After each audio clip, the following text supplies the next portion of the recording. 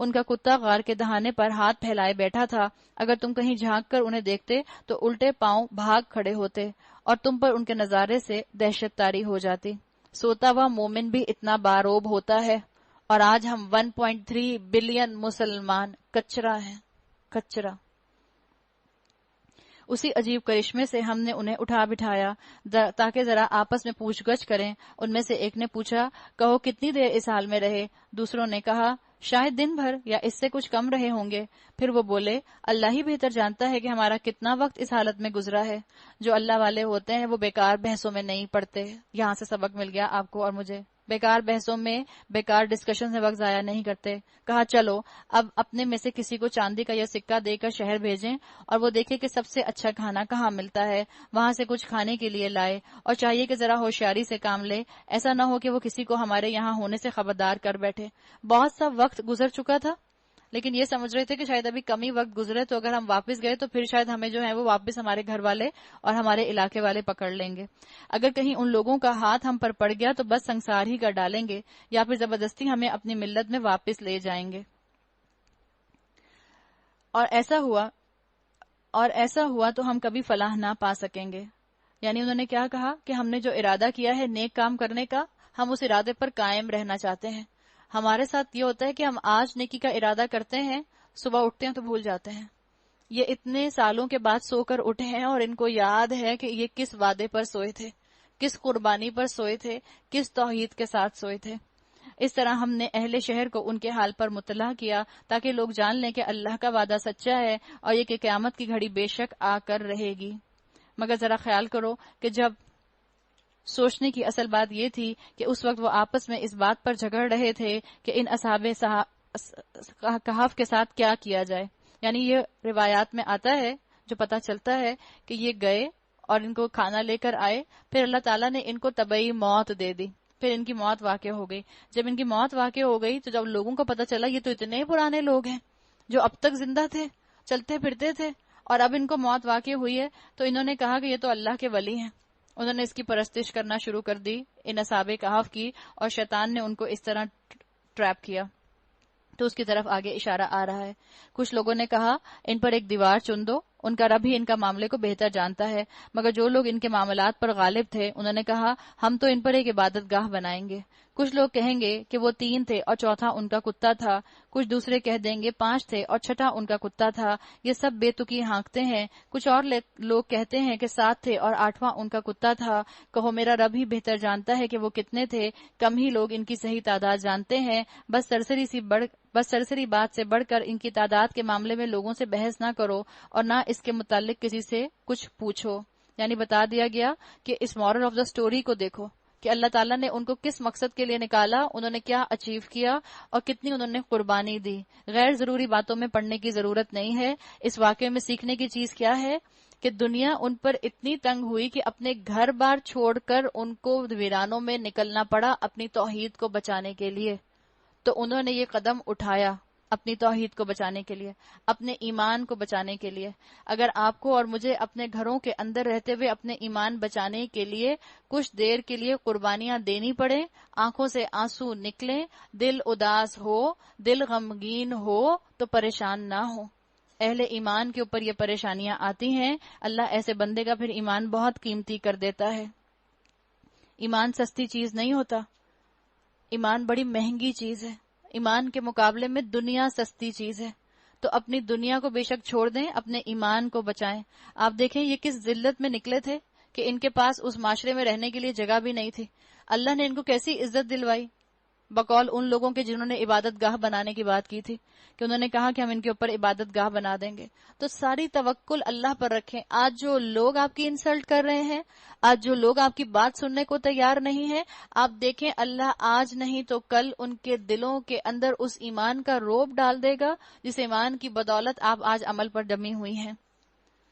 دیکھو کسی چیز کے بارے میں کبھی یہ نہ کہا کرو کہ میں کل یہ کام کر دوں گا. یعنی انشاءاللہ کہنے کی دلیل قرآن سے مل گئی، سورہ کہف کی آیت نمبر 24 سے 23 اور 24 دونوں سے. وَلَا تَقُولُوا لِشَيْءٍ إِنِّي فَاعِلٌ ذَلِكَ غَدًا إِلَّا أَن يَشَاءَ اللَّهُ. کبھی یہ ایسے نہ کہا کرو کہ میں یہ کام کل کر دوں گا، بلکہ کہا کرو اللہ کی اجازت سے. مسلمان کا مطلب کیا ہوتا ہے؟ جب مسلمان کہتا ہے کسی کام کے اوپر انشاءاللہ میری طرف سے پوری کوشش ہے، میں پوری کوشش کروں گی، میں پورا ایفرٹ لگاؤں گی، لیکن اگر اللہ کو منظور نہ ہوا تو یہ کام نہ ہوگا. یہ مطلب ہے انشاءاللہ کا، اور قرآن کے اندر آپ کو اس کی دلیل مل گئی. تم کچھ نہیں کر سکتے الا یہ کہ اللہ چاہے. اگر بھولے سے ایسی بات زبان سے نکل جائے تو فوراً اپنے رب کو یاد کرو اور کہو امید ہے کہ میرا رب اس معاملے میں رجھ سے قریب تر بات کی طرف میری رہنمائی فرمائے گا. روایات میں آتا ہے کہ یہودیوں کے کہنے پر یہودیوں نے کچھ سوالات رسول اللہ صلی اللہ علیہ وسلم سے پوچھے تھے، تو آپ نے کہا کہ میں کل بتا دوں گا.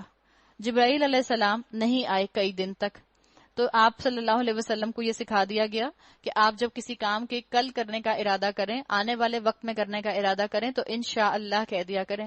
یہودیوں نے جو 3 سوال پوچھے تھے ان میں ان کا ایک سوال تھا، انہوں نے روح کے بارے میں پوچھا تھا کہ روح کیا ہوتی ہے.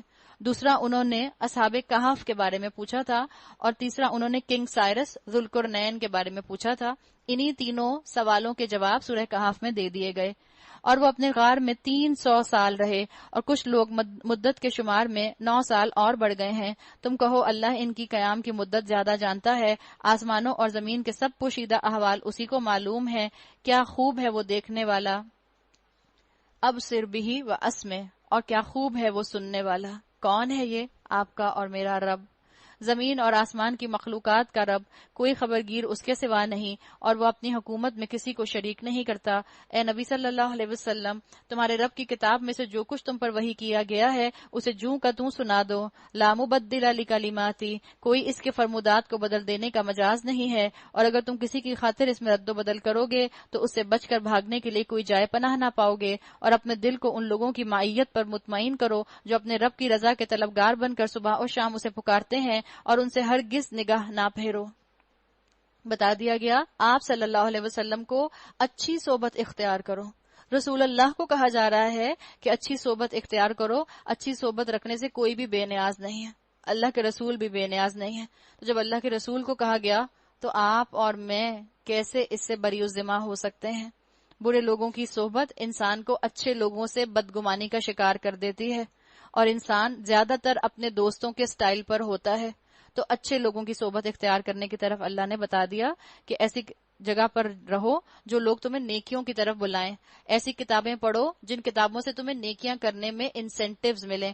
ایسا لٹریچر نہ پڑھو جو پڑھ کر تم اسلام سے بدظن ہو جاؤ. اللہ کی بات مانو. امام ابو حنیفہ کہا کرتے تھے کہ برے کی صحبت سے بچو، اس لیے کہ برے کی صحبت نیک لوگوں سے بدگمان کر دیتی ہے. برا جو ہوگا وہ نیک انسان کا مذاق بنا لے گا. کیا تم دنیا کی زینت پسند کرتے ہو؟ کسی ایسے شخص کی اطاعت نہ کرو جس کے دل کو ہم نے اپنی یاد سے غافل کر دیا ہے، اور جس نے اپنی خواہش نفس کی پیروی اختیار کر لی ہے، اور جس کا طریقہ کار افراط و تفرید پر مبنی ہے. بتا دیا گیا غافلوں کی مسجد میں ضرورت کی حد تک جا سکتے ہو بس. اگر تمہارے اپنے رشتہ داری غافل ہوں تو کیا کرو؟ ظاہر ہے آپ صلہ رحمی تو کریں گے، قطع رحمی تو نہیں کر سکتے. ضرورت کے حد تک کریں اور ان تک پیغام پہنچانے کی کوشش کریں. آپ اپنی زبان سے پہنچا سکتی ہیں، آپ اپنی زبان سے پہنچائیں. آپ ان کو کوئی کتاب دے سکتی ہیں، آپ ان کو کتاب دیں. آپ ان کو کوئی سی ڈی دے سکتی ہیں، آپ ان کو سی ڈی دیں. آپ ان کو واٹس ایپ پہ کوئی ویڈیو بھیج سکتی ہیں، ویڈیو بھیج دیں. آپ ان کو خود اپنی قرآن کی کلاس میں لا سکتی ہیں، قرآن کی کلاس میں لائیں. اپنے گھروں کی محفلوں کو نیک محفل بنانے کی کوشش کریں. اس لیے کہ انسان دوستوں کو تو چھوڑ سکتا ہے اگر برے ہوں، رشتہ داروں کو نہیں چھوڑ سکتا اگر برے ہوں. وہ تو ہمیں تو ان کے ساتھ رہنا ہے، ان کے درمیان میں رہنا ہے. تو بتا دیا گیا کہ نیک لوگوں کے درمیان میں خود رہو، نیک لوگوں سے انرجی حاصل کرو، اور جا کر اس انرجی کو اپنے رشتہ داروں میں تبلیغ کرنے کے لیے استعمال کرو. یاد رکھیں ہمیں لگتا ہے آج کل نیک لوگ موجود نہیں ہیں، اس لیے کہ ہم ہر ایک کو گناہ گار سمجھ رہے ہوتے ہیں. پرفیکٹ تو کوئی بھی انسان نہیں ہے سوائے انبیاء کے. ہم سب میں کوئی نہ کوئی کمی، کوئی نہ کوئی فلا ہے. لیکن یاد رکھیں نیک لوگ ڈائناسورس کی طرح ایکسٹنکٹ نہیں ہو گئے، موجود ہیں اس دنیا میں. ڈھونڈنے سے مل جاتے ہیں، ڈھونڈیں گے تو مل جائیں گے. اور نیک لوگ جہاں ہوتے ہیں، جہاں آپ کی محفل نیک ہوتی ہے، وہاں فرشتے پر پھیلا کر موجود ہوتے ہیں. صاف کہہ دو یہ حق ہے تمہارے رب کی طرف سے. اب جس کا جی چاہے مان لے، جس کا جی چاہے انکار کر دے. اللہ کا شاہانہ انداز ہے. فمن شاء فلیؤمن ومن شاء فلیکفر. اللہ زبردستی کسی کے گلے سے ہدایت انڈیلے گا نہیں. جو چاہے ہدایت لینا وہ ہدایت لے لے، جس کو نہیں چاہیے وہ نہ لے. ہم نے انکار کرنے والے ظالموں کے لیے ایک آگ تیار کر رکھی ہے جس کی لپٹیں انہیں گھیرے میں لے چکی ہیں۔ اللہ نے بتا دیا کہ اگر تمہیں لگتا ہے کہ تم نیک لوگوں کے ساتھ نہیں رہ سکتے تو اپنا انجام دیکھ لو، یہ انجام ہوگا۔ اور ان کی باتوں میں نہ آنا۔ جو برے لوگ ہوتے ہیں وہ تمہیں کیا کہتے ہیں؟ If you are not with us, it means you are against us۔ ان کی باتوں میں مت آنا، اللہ کے دین پر جم جانا، ورنہ جہنم ٹھکانہ بنے گی۔ وہاں اگر وہ پانی مانگیں گے تو ایسے پانی سے ان کی تواضع کی جائے گی جو تیل کی تلچھٹ جیسا ہوگا اور ان کا منہ بھون ڈالے گا۔ بدترین پینے کی چیز یشوی الوجوہ، اور بہت بری آرام گاہ۔ دوڑ رہا ہے رمضان تیزی کے ساتھ، اپنی بخشش کا سامان کر لیں، اس جہنم سے اللہ کی پناہ میں آ جائیں۔ خوب کثرت کے ساتھ دعائیں کریں اس جہنم سے بچنے کے لیے، اپنے رشتہ داروں کے لیے، اپنی اولاد کے لیے، اپنے ملک کے لیے، اپنی امت کے لیے، سب کے لیے۔ اللہ تعالیٰ جہنم سے ہر دن رمضان کے مہینے میں کئی لوگوں کو آزاد کرتا ہے۔ اللہ سے دعا کریں کہ اللہ مجھے ایسے لوگوں میں شامل فرما جس کو جہنم میں جانے کی ضرورت ہی نہ پڑے۔ رہے وہ لوگ جو مان لیں اور نیک عمل کریں تو یقیناً ہم نیکوکاروں کا اجر ضائع نہیں کرتے۔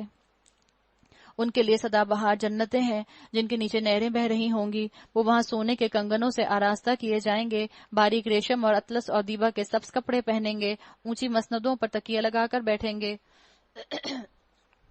بہترین اجر اور اعلیٰ درجے کی جائے کا قیام ان کے لیے ہے۔ اے نبی صلی اللہ علیہ وسلم، ان کے سامنے ایک مثال پیش کرو۔ 2 شخص تھے، ان میں سے ایک کو ہم نے انگور کے 2 باغ دیے اور ان کے گرد کھجور کے درختوں کی باڑ لگائی اور ان کے درمیان کاشت کی زمین رکھی۔ دونوں باغ خوب پھلے پھولے اور بارآور ہونے میں انہوں نے ذرا سی بھی کسر نہ چھوڑی۔ ان باغوں کے اندر ہم نے ایک نہر جاری کر دی اور اسے خوب نفع حاصل ہوا۔ امیر بندے کا ذکر کیا جا رہا ہے، ابنڈنس کی مثال دی جا رہی ہے۔ ایسا انسان جس کو اللہ تعالیٰ نے خوب بزنس میں پروفٹ دیا تھا، سٹاک بھی اوپر جا رہا ہے، بزنس بھی اوپر جا رہی ہے، مارکیٹ بھی اوپر جا رہی ہے، ریئل اسٹیٹ بھی اوپر جا رہی ہے، گولڈ جو ہے ایز اے کموڈٹی لے کر رکھا ہے وہ بھی اوپر جا رہا ہے، نور ان اللہ نور، پروموشن پر پروموشنز ہو رہی ہیں، خوب پروفٹ مل رہے ہیں۔ بالکل یہ علامت یہاں پر بتائی گئی۔ یہ کچھ پا کر ایک دن وہ اپنے ہمسائے سے بات کرتے ہوئے بولا، یہ کچھ پا کر میں تو اس سے زیادہ مالدار ہوں۔ جیسے اس روایات میں کیا آتا ہے کہ اپنے دوست کو جو کہ غریب تھا، یہ خود جو امیر تھا، اپنے باغ کی سیر کرانے کے لیے لے گیا۔ اور سیر کرانے کے لیے کیوں لے کے گیا؟ تاکہ دوست جو ہے اس کے باغ کی تعریف کرے۔ آپ بعض لوگوں کے گھر جائیں، وہ آپ سے کہتے ہیں آئیں میں آپ کو اپنا گھر دکھاتی ہوں۔ اب ظاہری بات ہے آپ گھر دیکھیں یہ تو نہیں کہتے ذرا بھی اچھا نہیں لگا، کمرے اتنے بڑے بڑے کیوں ہیں، مناسب نہیں ہیں، دروازے اتنے چھوٹے کیوں ہیں، اس میں سے تو ہمارا ٹی وی نہیں گزرے گا۔ مثال کے طور پہ آپ کسی کے گھر جائیں اور وہ آپ سے کہے کہ میں آپ کو اپنا گھر دکھاتی ہوں، تو مطلب کیا ہوتا ہے کہ آپ ان کی تعریف کریں گی تاکہ وہ خوش ہو جائیں۔ تو جب اس نے بھی اپنے دوست کو اپنے باغ کی سیر کرائی، جب اپنے دوست کو اپنے باغ کی سیر کرائی اور دوست نے کچھ بولا نہیں، یہ کچھ پا کر ایک دن وہ اپنے ہمسائے سے بات کرتے ہوئے بولا میں تجھ سے زیادہ مالدار ہوں۔ دوست نے تو کچھ بولا نہیں، اس کے مال و دولت دیکھے خاموش رہا، متقی انسان ہے، اللہ کا بندہ ہے۔ اس نے کہا اس کی دولت اسی کو مبارک، اور تجھ سے زیادہ طاقتور نفری رکھتا ہوں۔ پھر وہ اپنے باغ میں داخل ہوا، جنت کا مطلب باغ میں داخل ہوا، اور اپنے نفس کے حق میں ظالم بن کر کہنے لگا میں نہیں سمجھتا یہ دولت کبھی فنا ہو جائے گی، اور مجھے توقع نہیں کہ قیامت کی گھڑی کبھی آئے گی۔ تاہم اگر کبھی مجھے اپنے رب کی حضور پلٹایا بھی گیا تو ضرور اس سے زیادہ شاندار جگہ پاؤں گا۔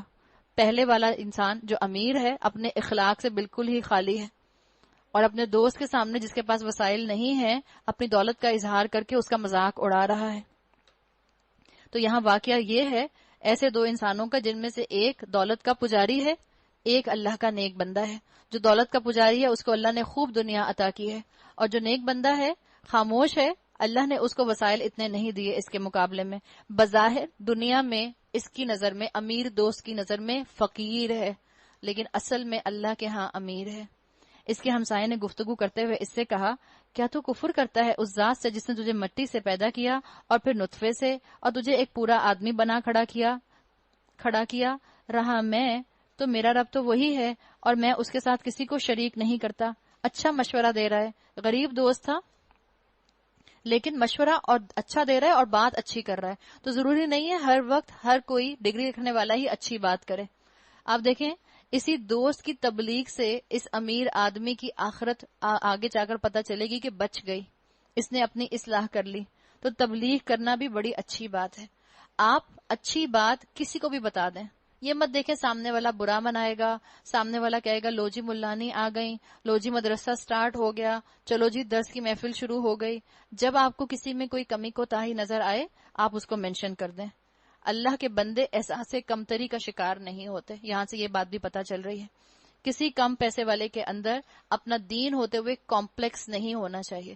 کمپلیکس کا شکار اس کو ہونا چاہیے جس کے پاس حق نہیں ہے، جس کے پاس دین نہیں ہے، جس کے پاس رسول اللہ صلی اللہ علیہ وسلم کے احکامات نہیں ہیں. بتا دیا اس نے، بہت ہی ڈیسنٹ طریقے سے تبلیغ کر دی کہ میں اپنے رب کے ساتھ کسی کو شریک نہیں کرتا. اور جب تو اپنی جنت میں داخل ہو رہا تھا تو اس وقت تیری زبان سے یہ کیوں نہ نکلا ماشاء اللہ لا قوت الا باللہ. یہاں پہ آ گیا وَإِذْ دَخَلْتَ جَنَّتَكَ قُلْتَ مَا شَاءَ اللَّهُ. تو آپ کو ماشاء اللہ کہنے کی دلیل بھی قرآن سے مل گئی.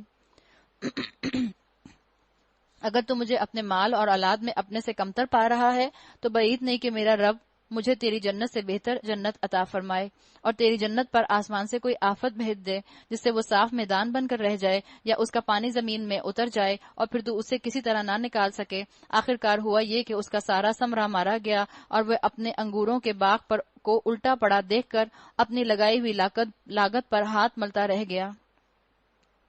اللہ نہ کرے کہ آپ کے اور میرے ساتھ ایسا ہو کہ جب نعمت چلی جائے تب ہمیں احساس ہو کہ ہم نے اللہ کی طرف پلٹنا ہے. اللہ کرے کہ ہم اپنی نعمتوں کے درمیان میں اللہ کو پالیں، ہم اپنی نعمتوں کے ہوتے ہوئے اپنے ایمان کو حاصل کر لیں، ہم انہی گھروں میں رہتے ہوئے صحت مند اولادوں کے ساتھ اللہ کی طرف پلٹ آئیں، اللہ کے دین کی طرف پلٹ آئیں. ہمارے ہاں بھی جب مشکل آتی ہے تبھی کالا بکرا سب کو یاد آتا ہے. پتہ نہیں کالا بکرا کیوں یاد آتا ہے، مجھے نہیں پتا. سفید بکرا نہیں قربان کر سکتے صدقے کا، کالا ہی بکرا کیوں، کالے رنگ کی کیوں ہمیشہ شامت آتی ہے. اور کہنے لگا کہ کاش ہم نے اپنے رب کے ساتھ کسی کو شریک نہ ٹھہرایا ہوتا.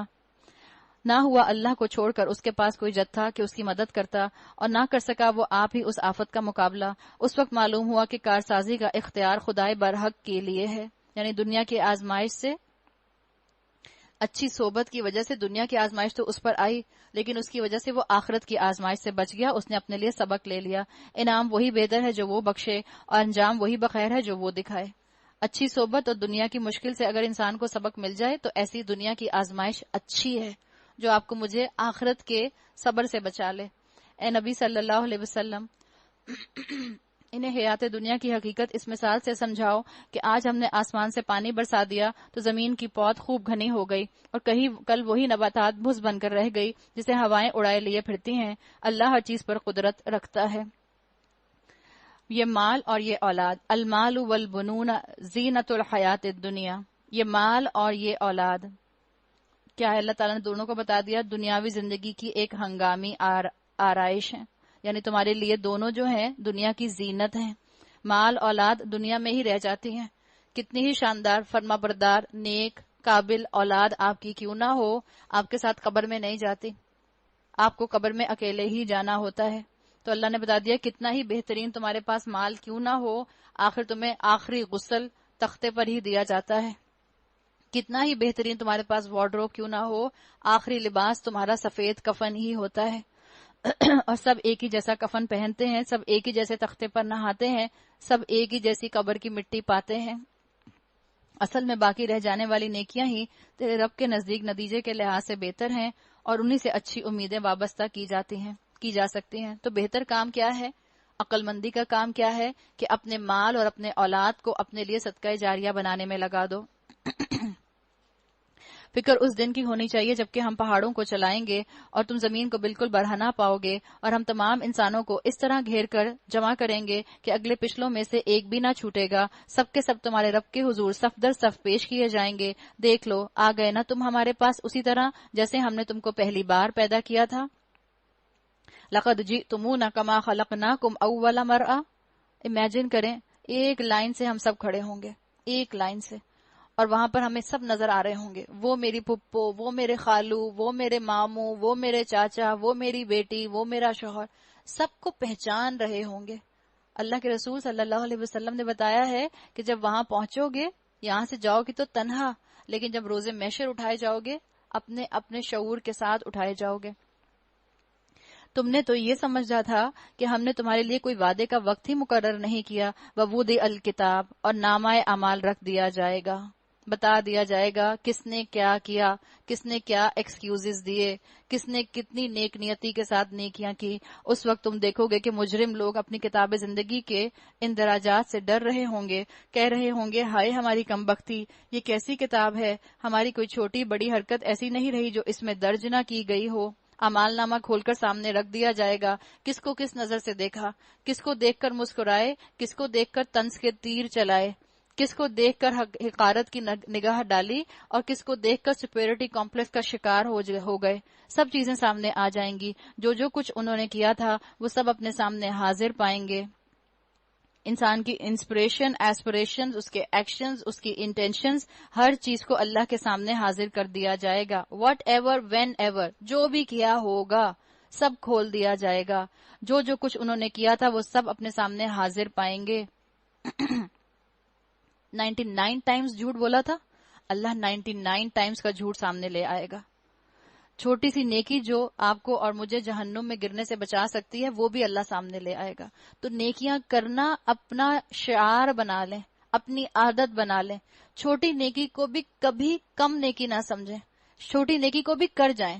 ایک دوسرے کو مسکرا کر دیکھنا، سلام میں پہل کرنا، کسی ضرورت مند کے ہاتھ پر صدقہ رکھ دینا، اپنے رشتہ داروں کو کھلانا تاکہ آپ کے رزق اور عمر میں برکت ہو۔ چھوٹی چھوٹی نیکیاں انشاءاللہ آپ کو اور مجھے جنت میں جانے کا اس دن باعث بن جائیں گی۔ کیا پتہ ایک پلڑے میں 99 گناہ ہوں، اور جب نیکیوں کو تولا جائے تو صرف ایک ماں باپ کو جو مسکرا کر ایکسٹرا دیکھا تھا اس کی وجہ سے میرے نیک اعمال کا پلڑا 100 نیکیوں والا ہو جائے، تو اللہ کہاں بھیج دے گا؟ جنت میں بھیج دے گا۔ تو چھوٹی چھوٹی نیکیوں کو اویل کریں، یہی نیکیاں مجھے اور آپ کو انشاءاللہ آخرت میں بچائیں گی۔ اور تیرا رب کسی پر ذرا ظلم نہ کرے گا۔ یاد کرو جب ہم نے فرشتوں سے کہا کہ آدم کو سجدہ کرو تو انہوں نے سجدہ کیا، مگر ابلیس نے نہ کیا، وہ جنوں میں سے تھا، اس لیے اپنے رب کے حکم کی اطاعت سے نکل گیا، وہ جن تھا۔ اب دیکھیں اللہ تعالیٰ نے آگے شکوہ کیا، اب کیا تم مجھے چھوڑ کر اس کو اور اس کی ذریت کو اپنا سرپرست بناتے ہو؟ شکوہ ہے اللہ کا، حالانکہ وہ تمہارے دشمن ہیں۔ بڑا ہی برا بدل ہے جسے ظالم لوگ اختیار کر رہے ہیں۔ شیطان تو تمہیں برائیوں کا حکم دیتا ہے، قرآن، رسول اور اللہ کی کتاب تمہیں نیکیوں کی طرف بلاتے ہیں۔ میں نے آسمان اور زمین پیدا کرتے وقت ان کو نہیں بلایا تھا، اور نہ خود ان کی اپنی تخلیق میں انہیں شریک کیا تھا۔ میرا یہ کام نہیں کہ گمراہ کرنے والوں کو اپنا مددگار بنایا کروں۔ پھر کیا کریں گے یہ لوگ اس روز جبکہ ان کا رب ان سے کہے گا کہ پکارو اپنی ان ہستیوں کو جنہیں تم میرا شریک سمجھ بیٹھے تھے۔ یہ ان کو پکاریں گے مگر وہ ان کی مدد کو نہ آئیں گے، اور ہم ان کے درمیان ایک ہی ہلاکت کا گڑھا مشترک کر دیں گے۔ اللہ تعالیٰ مجھے اور آپ کو ایسے انجام سے محفوظ رکھے۔ وراء المجرمون النار، سارے مجرم اس روز آگ دیکھیں گے اور سمجھ لیں گے کہ اب انہیں اس میں گرنا ہے، اور وہ اس سے بچنے کے لیے کوئی جائے پناہ نہ پائیں گے۔ اللہم اجرنا من النار، اللہ ہمیں آگ سے محفوظ رکھے۔ وَلَقَدْ صَرَّفْنَا فِي هَذَا الْقُرْآنِ لِلنَّاسِ مِنْ كُلِّ مَثَلٍ وَكَانَ الْإِنسَانُ أَكْثَرَ شَيْءٍ جَدَلًا، ہم نے اس قرآن میں لوگوں کو طرح طرح سے سمجھایا مگر انسان بڑا ہی جھگڑالو واقعہ ہوا ہے۔ بتا دیا گیا، کہتا ہے سمعنا، سنا ہم نے، اور کیا، وعصینا، اور نافرمانی کی ہم نے۔ یہی ہمارا رویہ ہے۔ ہمارا رویہ ایک اور بھی ہے، سمعنا، سنا ہم نے، وسألنا، اور سوال کیا ہم نے، اور سوالوں پر سوال کیا ہم نے، اور شکوک اور ڈاؤٹس کو پیدا کیا ہم نے۔ یہ ہمارا رویہ ہے۔ ان کے سامنے جب ہدایت آئی تو اسے ماننے اور اپنے رب کی حضور معافی چاہنے سے آخر ان کو کس چیز نے روک دیا؟ کس چیز نے آج مجھے اور آپ کو عمل سے روکا ہوا ہے؟ اللہ ہمیں عذاب آنے سے پہلے اپنی غلطیاں دکھا دے۔ اللہ ہم کتاب سے سنور جائیں بجائے اس کے کہ ہم عذاب دیکھ کر سنوریں۔ اس کے سوا اور کچھ نہیں کہ وہ منتظر ہیں کہ ان کے ساتھ بھی وہی کچھ ہو جو پچھلی قوموں کے ساتھ ہو چکا ہے، یا یہ کہ وہ عذاب کو سامنے آتے دیکھ لیں۔ رسولوں کو ہم اس کام کے سوا اور کسی غرض کے لیے نہیں بھیجتے کہ وہ بشارت اور تنبیہ کی خدمات انجام دیں، مگر کافروں کا حال یہ ہے کہ وہ باطل کے ہتھیار لے کر حق کو نیچا دکھانے کی کوشش کرتے ہیں، اور انہوں نے میری آیات کو اور ان تنبیہات کو جو انہیں دی گئی تھیں ان کا مذاق بنا لیا ہے۔ اس شخص سے بڑھ کر ظالم اور کون ہے جسے اللہ کی آیات سنا کر نصیحت کی جائے اور وہ ان سے منہ پھیرے۔ قرآن سن کر منہ موڑنے والا قرآن سن کر سنی انسنی کرنے والا، قرآن سن کر اپنی اصلاح نہ کرنے والا قرآن کے مطابق ظالم ہے، اور اس برے انجام کو بھول جائے جس کو سر و سامان اس نے اپنے ہی ہاتھوں اپنے لیے تیار کیا ہے۔ ہو سکتا ہے قرآن سن کر کسی کا دل پگھل رہا ہو، تو آپ اور میں جب قرآن سن کر دل پگھلے اس اپنے موومنٹ کو غنیمت جانیں اور فوراً ایک عمل کا ارادہ کر لیں اور عمل کر جائیں۔ اور قرآن سن کر آپ کو کچھ سمجھ نہ آ رہا ہو تو کبھی کسی دوسرے کو نہ کہیں کہ مجھے بہت بورنگ لگتا ہے۔ ایسا نہ ہو کہ خود بھی ہدایت سے دور ہوں، کسی دوسرے کو بھی ہدایت سے دور کر دیں۔ یا آپ پتہ چلا کسی ایسی کمپنی میں گئے جہاں آپ قرآن کا ذکر کر رہے ہیں تو لوگ کہہ رہے ہیں بھائی یہ قرآن کی باتیں بند کرو، بور نہیں کرو، یہ بتاؤ لیٹسٹ ٹرینڈ کیا ہے، یہ بتاؤ کس کلب میں جا رہی ہو آج کل۔ یہ انداز جن لوگوں نے یہ روش اختیار کی ہے ان کے دلوں پر ہم نے غلاف چڑھا دیے ہیں جو انہیں قرآن کی بات نہیں سمجھنے دیتے، ان کے کانوں میں ہم نے گرانی پیدا کر دی ہے، تم انہیں ہدایت کی طرف کتنا ہی بلاؤ اس حالت میں کبھی ہدایت نہ پائیں گے۔ کانوں میں ان کے اتنے سٹیٹک ہے، کس چیز کا سٹیٹک ہے؟ شیطانی آوازوں کا، یاد کر لیجئے۔ غلطی کوئی بتائے تو ان کی انا پر چوٹ لگتی ہے۔ کانوں میں تو ساری شیطان کی باتیں ہیں، تو کہاں سے اللہ کی بات گھس سکے گی؟ ایک دل کے اندر شیطان ہو سکتا ہے یا رب کا کلام ہو سکتا ہے، دونوں ایک ساتھ نہیں ہو سکتے۔ لیکن اگر کوئی اپنی اصلاح کرنا چاہے تو اللہ نے کہا وَرَبُّكَ الْغَفُورُ ذُو الرَّحْمَةِ، تیرا رب بڑا درگزر کرنے والا اور رحیم ہے، اور وہ ان کے کرتوتوں پر انہیں پکڑنا چاہتا تو جلدی ہی عذاب بھیج دیتا، مگر ان کے لیے وعدے کا ایک وقت مقرر ہے اور اس سے بچ کر بھاگ نکلنے کی وہ کوئی راہ نہ پائیں گے۔ یہ سب عذاب رسیدہ بستیاں تمہارے سامنے موجود ہیں، انہوں نے جب ظلم کیا تو ہم نے انہیں ہلاک کر دیا، اور ان میں سے ہر ایک کی ہلاکت کے لیے ہم نے ایک وقت مقرر کر رکھا ہے۔ ذرا ان کو وہ قصہ سناؤ جو موسیٰ علیہ السلام کو پیش آیا تھا، جبکہ موسیٰ علیہ السلام نے اپنے خادم سے کہا تھا کہ میں اپنا سفر ختم نہ کروں گا جب تک کہ دونوں دریاؤں کے سنگم پر نہ پہنچ جاؤں، ورنہ میں ایک زمانہ دراز تک چلتا رہوں گا۔ اب یہاں سے ایک واقعہ آ رہا ہے جس میں آپ کو علم کا سفر نظر آئے گا، اور آپ کو پتا چلے گا اس واقعے سے کہ ہماری زندگی میں جو کچھ بھی ہوتا ہے وہ اللہ کی پلاننگ سے ہوتا ہے، اتفاق سے کچھ بھی نہیں ہوتا۔ ہر چیز اللہ کے ہاں پری ڈیٹرمنڈ ہے، اللہ کے علم ازلی میں موجود ہے۔ ظاہری حالات پر سے آپ دیکھیں گی کہ اس واقعے کے اندر پردہ ہٹا کر آپ کو بتایا جائے گا۔ خضر علیہ السلام کا ذکر آئے گا اس کے اندر۔ خضر علیہ السلام کون تھے؟ خضر علیہ السلام کیا فرشتے تھے یا انسان تھے؟ واللہ عالم، اس کا میرے اور آپ کے عمل سے کوئی تعلق نہیں ہے۔ میرا اور آپ کا کام کیا ہے کہ ہم اس سے لیسنز لے لیں اور اپنے علم حاصل کرنے کی بھوک کو مٹا لیں۔ اب یہاں پر پہلی بات جو آئی وہ آئی، موسیٰ علیہ السلام نے اپنے غلام سے کہا کہ میں چلتا رہوں گا جب تک، کب تک؟ او امدیا حقوبہ، میں زمانہ دراز تک چلتا رہوں گا۔ حقوبہ عربی زبان میں صدیوں کے لیے آتا ہے، 1000 ملین ایئر کے لیے آتا ہے۔ ایک استاد تھے شیخ التویجری مدینہ یونیورسٹی کے، ان سے ان کے شاگرد نے پوچھا کہ قرآن کے اندر سب سے مختصر عذاب جو بتایا گیا ہے وہ کس ٹائم پیریڈ کا بتایا گیا ہے؟ انہوں نے کہا کہ میں نے ایک ہی آیت دیکھی ہے سورہ نبا کی جہاں آتا ہے لابثین فیہا احقابا، وہ اس میں لمبے عرصے کے لیے رہیں گے۔ اسی حقوب کی جمع ہے احقابا۔ حقوب یہاں پہ سنگولر آیا ہے جو موسیٰ علیہ السلام نے استعمال کیا کہ میں صدیوں تک چلتا رہوں گا، اور احقابہ جو آیا ہے کہ وہ اس جہنم میں رہیں گے، لابثین فیہا احقابہ، صدیوں تک پڑے رہیں گے۔ ایک حقوب عربی زبان میں ہوتا ہے 1000 ملین ایئر، اور اس کی پلورل اللہ تعالیٰ نے جہنم میں ڈالنے کے لیے استعمال کی احقابہ۔ یہ کم سے کم ڈیوریشن ہے جو عذاب کی جہنم کے قرآن میں بیان کی گئی ہے، اسی لفظ کو یہاں لایا گیا ہے۔ موسیٰ علیہ السلام نے کہا علم کے سفر میں تو میں صدیوں تک چلتا رہوں گا، تو پہلا لیسن علم حاصل کرنے کے سفر میں ڈٹرمنیشن، ارادہ، مضبوط قوت ارادی، ول پاور۔ بس جب وہ اس سنگم پم پہنچے تو اپنی مچھلی سے غافل ہو گئے، اور وہ نکل کر اس طرح دریا میں چلی گئی جیسے کہ کوئی سرنگ لگی ہو۔ آگے جا کر موسیٰ علیہ السلام نے اپنے خادم سے کہا لاؤ ہمارا ناشتہ۔ اس میں دوسرا لیسن مل رہا ہے، علم کے سفر پر جا رہے ہیں لیکن بھوک تو لگ رہی ہے۔ ہم لوگ بھی جب کہیں سے پڑھ کر واپس آتے ہیں تو کتنی بھوک لگتی ہے۔ اگر ہم سب جو ہیں وہ روزے سے نہ ہوں اور ہم یہاں 2، سوا 2، 2.5 گھنٹے بیٹھ کر گھر جائیں تو فریج میں جو بھی ہوگا سب اچھا لگے گا، سب کھا جائیں گے آرام سے۔ تو بھوک لگتی ہے، تھکن بھی ہوتی ہے۔ موسیٰ علیہ السلام نے کہا آج کے سفر میں تو ہم بری طرح تھک گئے، علم حاصل کرنے میں آپ کو تھکن اور بھوک کا معاملہ جو ہے وہ پیش آئے گا۔ کہا جاتا ہے کہ موسیٰ علیہ السلام کے یہ آغاز نبوت کے واقعات ہیں، اور اللہ تعالیٰ موسیٰ علیہ السلام کی ٹریننگ کر رہے تھے، اس لیے کہ آگے ان کا پالا بنی اسرائیلیوں جیسی قوم سے پڑنے والا تھا، تو اللہ تعالیٰ موسیٰ علیہ السلام کے سکل سیٹس کو یہاں پر پالش کر رہے ہیں۔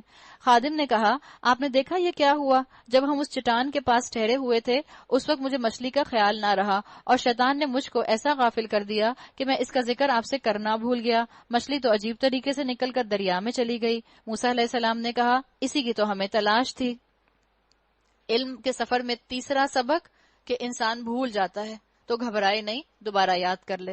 چنانچہ وہ دونوں اپنے نقش قدم پر پھر واپس گئے۔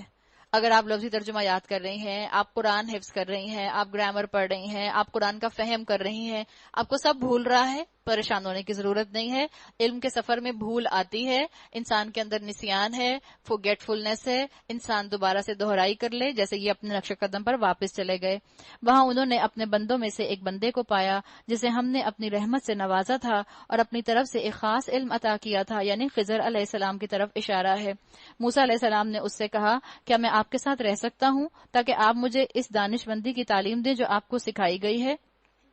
خضر علیہ السلام، جن کے لیے اسکالرز کہتے ہیں کہ سنگل پرسن یونیورسٹی تھے، موسیٰ علیہ السلام نے ان کی یونیورسٹی کو جوائن کرنے کے لیے عاجزی کا اظہار کیا۔ اس نے جواب دیا، خضر علیہ السلام نے کہا، آپ میرے ساتھ صبر نہیں کر سکتے، اور جس چیز کی آپ کو خبر نہ ہو آپ اس پر صبر کر بھی کیسے سکتے ہیں؟ تو سب سے زیادہ موسیٰ علیہ السلام کو صبر سکھایا جائے گا اس واقعے کے اندر، اس لیے کہ جس قوم سے ان کا پالا پڑنے والا تھا انہوں نے سب سے زیادہ موسیٰ علیہ السلام کے صبر کا امتحان لیا۔ موسیٰ علیہ السلام نے کہا، انشاءاللہ آپ مجھے صابر پائیں گے اور میں کسی معاملے میں آپ کی نافرمانی نہ کروں گا۔ تو شاگرد ہونے کے لیے آپ کے پاس ایک اور سبق کیا آ گیا؟ چوتھا سبق، صبر۔ تھکن ہو تو صبر، بھوک لگے تو صبر، بھول جائیں تو صبر، تو صبر کو اپنے ساتھ رکھیں، اللہ تعالیٰ انشاءاللہ اس سے آپ کے علم کے سفر کو آسان کریں گے۔ اس نے کہا، اچھا اگر آپ میرے ساتھ چلتے ہیں تو مجھ سے کوئی بات نہ پوچھیں جب تک میں خود اس کا آپ سے ذکر نہ کر دوں۔ یعنی اسٹوڈنٹ بننے کے لیے اگلا سبق کیا ہے آپ کے پاس؟ علم انسٹنٹ نہیں آتا، آپ کو ڈیلیڈ گریٹیفیکیشن چاہیے ہوتی ہے، صبر کے ساتھ علم حاصل کرنا ہوتا ہے، فوراً علم حاصل نہیں ہوتا۔ انہوں نے کہا، آپ کو میرے ساتھ خاموشی کے ساتھ سفر کرنا ہوگا۔ اب وہ دونوں روانہ ہوئے، یہاں تک کہ وہ ایک کشتی میں سوار ہو گئے۔ اس شخص نے یعنی خضر علیہ السلام نے کشتی میں شگاف ڈال دیا۔ موسیٰ علیہ السلام نے کہا، آپ نے اس میں شگاف ڈال دیا تاکہ سب کشتی والوں کو ڈبو دیں؟ یہ تو آپ نے ایک بڑی سخت حرکت کر ڈالی۔ اس نے کہا، میں نے تم سے نہ کہا تھا، قال الم اقل انک لن تستطیع معی صبرا، کہ تم میرے ساتھ صبر نہیں کر سکتے؟ موسیٰ علیہ السلام نے فوراً کیا کہا، سوری غلطی ہو گئی۔ موسیٰ علیہ السلام نے کہا، بھول چک پر مجھے نہ پکڑیے، میرے معاملے میں ذرا سختی سے کام نہ لیجیے۔ تو بتا دیا گیا کہ ادھورے علم کے اندر بیچ میں سوال نہیں پوچھنے چاہیے، یہ علم حاصل کرنے کے راستے میں رکاوٹ بھی بن سکتا ہے۔ پھر دونوں چلے۔ ایک اور سبق، علم کے راستہ چلتا رہتا ہے۔ دنیا میں زندگی میں کبھی بھی وہ مقام نہیں آتا کہ انسان کہے کہ بس میں نے پورا مکمل علم حاصل کر لیا۔ انسان کے علم کا میدان چلتا رہتا ہے، کنٹینیوڈ رہتا ہے۔ جو انسٹرکشنز دی جا رہی ہیں انہی انسٹرکشنز کو فالو کیا جا رہا ہے، اور بتا دیا گیا کہ اپنے سفر کو جاری رکھو، یہاں تک کہ ان کو ایک لڑکا ملا۔ اس شخص نے، آپ دیکھیں خضر علیہ السلام کا نام آپ کو قرآن میں نہیں ملے گا، احادیث میں آتا ہے، اس شخص نے آئے گا، وہاں قولا آپ کو عربی میں ملے گا۔ اس شخص نے اسے قتل کر دیا۔ موسیٰ علیہ السلام نے کہا، آپ نے ایک بے گناہ کی جان لے لی حالانکہ اس نے کسی کا خون نہ کیا تھا۔ لقد جئت شیئا نکرا، یہ تو آپ نے بہت ہی برا کام کیا۔ پارہ نمبر 16، قال الم اقل لک انک لن تستطیع معی صبرا، اس نے کہا، خضر علیہ السلام نے کہا، میں نے تم سے نہ کہا تھا کہ تم میرے ساتھ صبر نہیں کر سکتے؟ موسیٰ علیہ السلام نے کہا، اس کے بعد اگر میں آپ سے کچھ پوچھوں تو آپ مجھے ساتھ نہ رکھیں، لیجئے اب تو میری طرف سے آپ کو عذر مل گیا۔ اب دیکھیں موسیٰ علیہ السلام نے خود ہی سجیشن دے دیا کہ اگر میں یہ غلطی کروں تو میری سزا یہ ہے، میں نے اپنی غلطی کی سزا خود تجویز کر دی۔ پھر وہ آگے چلے، یہاں تک کہ ایک بستی میں پہنچے اور وہاں کے لوگوں سے کھانا مانگا، مگر انہوں نے ان دونوں کی ضیافت سے انکار کر دیا۔ وہاں انہوں نے ایک دیوار دیکھی جو گرا چاہتی تھی، اس شخص نے اس دیوار کو پھر قائم کر دیا۔ موسیٰ علیہ السلام نے کہا، اگر آپ چاہتے تو اس کام کی اجرت لے سکتے تھے۔ اس نے کہا، ھذا فراق بینی و بینک، بس میرا اور تمہارا ساتھ ختم ہوا۔ کیوں ختم ہوا؟ اس لیے کہ موسیٰ علیہ السلام اپنی سزا خود تجویز کر چکے تھے. اگر سوری کہتے تھے تو شاید اور موقع مل جاتا. اب میں تمہیں ان باتوں کی حقیقت بتاتا ہوں جن پر تم صبر نہ کر سکے. اس کشتی کا معاملہ یہ ہے کہ وہ چند غریب آدمیوں کی تھی جو دریا میں مزدوری کرتے تھے.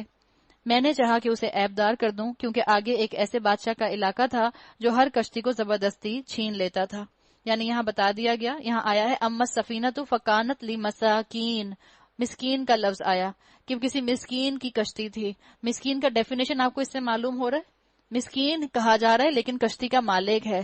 تو معلوم کیا ہوا کہ مسکین جو ہے وہ صحت مند بھی ہو سکتا ہے، اور ہو سکتا ہے مسکین کے گھر میں اس کی ضرورت کی چیزیں ہوں. ہو سکتا ہے مسکین کے گھر میں فریج ہو سکتا ہے مسکین کے گھر میں واشنگ مشین ہو، عین ممکن ہے بلینڈر ہو، جوسر ہو، لیکن اس کے پاس اس کے ایسٹ کے طور پر اس کے پاس کوئی بینک بیلنس نہ ہو، کوئی کیش پیسہ نہ ہو، بس جو آئے وہ خرچ ہو جائے، جو آئے وہ خرچ ہو جائے، تو وہ مسکین کی کیٹیگری میں آئے گا، جس کی ضروریات جو ہیں بمشکل پوری ہو رہی ہوں. رہا وہ لڑکا تو اس کے والدین مومن تھے. ہمیں اندیشہ ہوا کہ یہ لڑکا اپنی سرکشی اور کفر سے ان کو تنگ کرے گا، اس لیے ہم نے چاہا کہ ان کا رب اس کے بدلے ان کو ایسی اولاد دے جو اخلاق میں بھی اس سے بہتر ہو اور جسے صلہ رحمی بھی زیادہ متوقع ہو. اور اس دیوار کا معاملہ یہ ہے کہ وہ 2 یتیم لڑکوں کی ہے جو اس شہر میں رہتے ہیں. اس دیوار کے نیچے ان بچوں کے لیے ایک خزانہ مدفون ہے اور ان کا باپ ایک نیک آدمی تھا، اس لیے تمہارے رب نے چاہا کہ یہ دونوں بچے بالغ ہوں اور اپنا خزانہ نکال لیں. معلوم ہوا کہ اگر والدین نیک ہوں تو اللہ تعالیٰ ان کے مال کی حفاظت خود فرماتا ہے. حلال رزق کی حفاظت بھی اللہ تعالیٰ خود فرماتے ہیں. یہ تمہارے رب کی رحمت کی بنا پر کیا گیا ہے، میں نے کچھ اپنے اختیار سے نہیں کیا. یہ حقیقت ان باتوں کی جن پر تم صبر نہ کر سکے. تو بتا دیا گیا کہ استاد کے ساتھ جو معاملہ ہے وہ کیا رکھا جائے؟ صبر کا معاملہ رکھا جائے. جب آپ کہیں پڑھنے بیٹھ جائیں، اب صبر کے ساتھ آپ استاد کی بات کو سنتے رہیں. حضرت علی کہا کرتے تھے جس نے مجھے ایک لفظ بھی پڑھا دیا اب میں اس کا غلام بن گیا، یعنی وہ میرا استاد ہے. تو استاد کی قدر آپ کو اس واقعے میں بتائی گئی، اور علم کے سفر میں سب سے پرومیننٹ خوبی بتائی گئی شاگرد کی جو ہونی چاہیے وہ ہے صبر. اب ایک اور واقعہ آ رہا ہے، another end of spectrum آپ کو نظر آئے گا کہ ایمان والوں کے اوپر ایک آیا تھا اصحاب کہف کا کہ ایمان لانے والوں کے اوپر دنیا تنگ ہو گئی. اب ایک واقعہ آ رہا ہے کہ ایک ایمان لانے والے کے اوپر اللہ تعالیٰ نے دنیا کو کھول دیا، جس نے اپنے ایمان کے ساتھ دنیا کو ہارنیس کیا. کنگ سائرس کا واقعہ آتا ہے جس کو ذوالقرنین کہا گیا ہے قرآن میں. اے نبی صلی اللہ علیہ وسلم، یہ لوگ تم سے ذوالقرنین کے بارے میں پوچھتے ہیں، ان سے کہو میں اس کا حال تم کو سناتا ہوں. ہم نے اس کو زمین میں اقتدار ادا کر رکھا تھا اور اسے ہر قسم کے اسباب اور وسائل بخشے تھے. یعنی اللہ تعالیٰ نے ان کو ریسورسز دیے تھے، اپنی عقل کو بھی اور اپنے ریسورسز کو بھی اللہ کی راہ میں استعمال کرتے تھے. تو دین کے نفاذ کے لیے اپنے ریسورسز استعمال کرنا یہ بڑی عقل مندی ہے. اپنے عقل کو، اپنے فائنینشیل ریسورسز کو، اپنی صلاحیتوں کو دین کے لیے استعمال کرنا یہ بڑا اچھا سودا ہے، جہاد فی سبیل اللہ ہے. تو یہاں پر آپ کو ایک بادشاہ کا ذکر مل رہا ہے، کنگ سائرس. دنیا میں 3 ہی طرح کے بادشاہ ہوتے ہیں، یا تو ہوتا ہے ظالم بادشاہ، یا ہوتا ہے عادل بادشاہ، یا ہوتا ہے محسن بادشاہ. ذوالقرنین محسن بادشاہ کی کیٹیگری میں آتے تھے. اس نے پہلے مغرب کی طرف ایک مہم کا سر و سامان کیا، حتیٰ کہ جب وہ غروب آفتاب تک پہنچ گیا تو اس نے سورج کو ایک کالے پانی میں ڈوبتے دیکھا. وہاں اسے ایک قوم ملی. ہم نے کہا اے ذوالقرنین، تجھے یہ مقتدرت بھی حاصل ہے کہ ان کو تکلیف پہنچائے اور یہ بھی کہ ان کے ساتھ نیک رویہ اختیار کرے. اس نے کہا جو ان میں سے ظلم کرے گا ہم اس کو سزا دیں گے، پھر وہ اپنے رب کی طرف پلٹایا جائے گا اور وہ اسے اور زیادہ سخت سزا دے گا، اور جو ان میں سے ایمان لائے گا اور نیک عمل کرے گا اس کے لیے اچھی جزا ہے اور ہم اس کو نرم احکام دیں گے. پھر اس نے ایک دوسری مہم کی تیاری کی، یہاں تک کہ طلوع آفتاب کی حد تک جا پہنچا. وہاں اس نے سورج کو ایک ایسی قوم پر طلوع ہوتے دیکھا جس کے لیے دھوپ سے بچنے کا کوئی سامان ہم نے نہیں کیا تھا. یہ حال تھا ان کا، اور ذوالقرنین کے پاس جو کچھ تھا اسے ہم جانتے تھے. یعنی انہوں نے ایک ملک فتح کیا اور پھر لوگوں کی اپلفٹ کے لیے انہوں نے کام کیا، وہاں سوشل ریفارمز کی. اور ان سوشل ریفارمز کے اندر انہوں نے کیا کیا کہ اللہ تعالیٰ نے کہا کہ ہم جانتے تھے جو ذوالقرنین کے پاس تھا. اللہ تعالیٰ نے ذوالقرنین کے ریسورسز کو اس معاشرے کے سوشل ریفارمز میں لگا دیا. یہ نہیں کہ اپنی الیکشن کیمپین کے لیے کھڑے ہو گئے اور پورے شہر کو اپنے پوسٹر سے بھر دیا، ایسا کچھ نہیں کیا، لوگوں کے فائدے کے کام کیے. آپ کو یہاں سے نظر آئے گا کہ محسن لیڈر، محسن بادشاہ، محسن کنگ، محسن حکمران کیسا ہوتا ہے۔ پھر اس نے ایک اور مہم کا سامان کیا، یہاں تک کہ جب وہ 2 پہاڑوں کے درمیان پہنچا تو اسے ان کے پاس ایک قوم ملی جو مشکل ہی سے کوئی بات سمجھتی تھی، یعنی بیکورڈ قوم تھی، اور ان کے اور ذوالقرنین کے درمیان میں لینگویج بیریئر تھا۔ ان لوگوں کے درمیان میں اور ذوالقرنین کے درمیان میں جو تھا وہ رابطہ وہ ممکن نہیں ہو رہا تھا، کمیونیکیشن نہیں ہو رہا تھا۔ ان لوگوں نے کہا، اے ذوالقرنین، یاجوج اور ماجوج اس سرزمین میں فساد پھیلاتے ہیں۔ آپ کو روایات میں مل جائے گا کہ انڈر ڈیولپ قوم تھی اور ذوالقرنین اس کے مقابلے میں ایک سپر پاور تھے۔ تو انہوں نے کہا کہ یاجوج اور ماجوج اس سرزمین میں فساد پھیلاتے ہیں، تو کیا ہم تجھے کوئی ٹیکس اس کام کے لیے دیں تاکہ تو ہمارے اور ان کے درمیان ایک بند تعمیر کر دے، یعنی ہماری سوشل اپلفٹ کر دے، ہمارے لیے فائدہ کر دے۔ قال ما مکننی فیہ ربی خیر، اس نے کہا جو کچھ میرے رب نے مجھے دے رکھا ہے وہ بہت ہے، کوئی لالچ نہیں، کوئی ہرس نہیں کہ ہاں میں بالکل تم سے ٹیکس لوں گا، ٹیکس کیا، میں تو تمہیں ایڈ بھی دوں گا، پھر اس کے بعد میں تم سے اتنے % سود کے اوپر اس کو واپس بھی لوں گا، کچھ نہیں، بس تم میری مدد کرو۔ 2 چیزیں قوموں کو بیکورڈ بناتی ہیں، آپ یاد رکھیں ہمیشہ، اگر ہم اپنے اوپر بھی اس کو اپلائی کر کے دیکھیں تو ہمیں پتا چل جائے گا۔ ایک ہوتا ہے شارٹیج آف ریسورسز اور دوسری ہوتی ہے کاہلی۔ یہ جو قوم ہے جو ان سے کہہ رہی ہے کنگ سائرس سے، ذوالقرنین سے، کہ آپ ہمارے لیے کوئی ایسا کام کر دیں کہ یاجوج ماجوج ہمیں پریشان نہ کریں، ان کے لیے کیا آتا ہے، اسکالرز کہتے ہیں یہ کاہل قوم تھی، اپنے لیے انہوں نے خود کوئی ایفرٹ نہیں کی، اور یہ کاہلی اور شارٹیج آف ریسورسز قوموں کو بیکورڈ کر دیتی ہے۔ تو اس بادشاہ نے کیا کیا، اس بادشاہ نے ان کی تربیت بھی کی، صرف ان کی مدد نہیں کی۔ بادشاہ نے کیا کہا، فَأَعِینُونِی بِقُوَّةٍ، بس تم محنت سے میری مدد کرو، یعنی ان کا تزکیہ کیا کہ ہاتھ پر ہاتھ رکھ کے تم مت بیٹھ جاؤ، میرے ساتھ ہیلپ کرو، میں تمہارے اور ان کے درمیان بند بنائے دیتا ہوں، مجھے لوہے کی چادریں لا دو۔ جس کام میں انسان شامل ہو جاتا ہے، آپ دیکھیں اس میں کیا ہوتا ہے، بانڈنگ ہوتی ہے، ہیومن ریسورس ڈیولپ ہوتا ہے، اور کام ایک سے دوسرا سیکھ جاتا ہے۔ ذوالقرنین نے اس قوم کو یہ سکھا دیا۔ آخر جب دونوں پہاڑوں کے درمیان خلا کو اس نے پاٹ دیا تو لوگوں سے کہا، اب آگ دہکاؤ، حتیٰ کہ جب یہ آئینی دیوار بالکل آگ کی طرح سرخ کر دی تو اس نے کہا، لاؤ اب میں اس پر پگھلا ہوا تانبا انڈیلوں گا۔ یہ بند ایسا تھا کہ یاجوج اور ماجوج اس پر چڑھ کر بھی نہ آ سکتے تھے، اور اس میں نقب لگانا ان کے لیے اور بھی مشکل تھا۔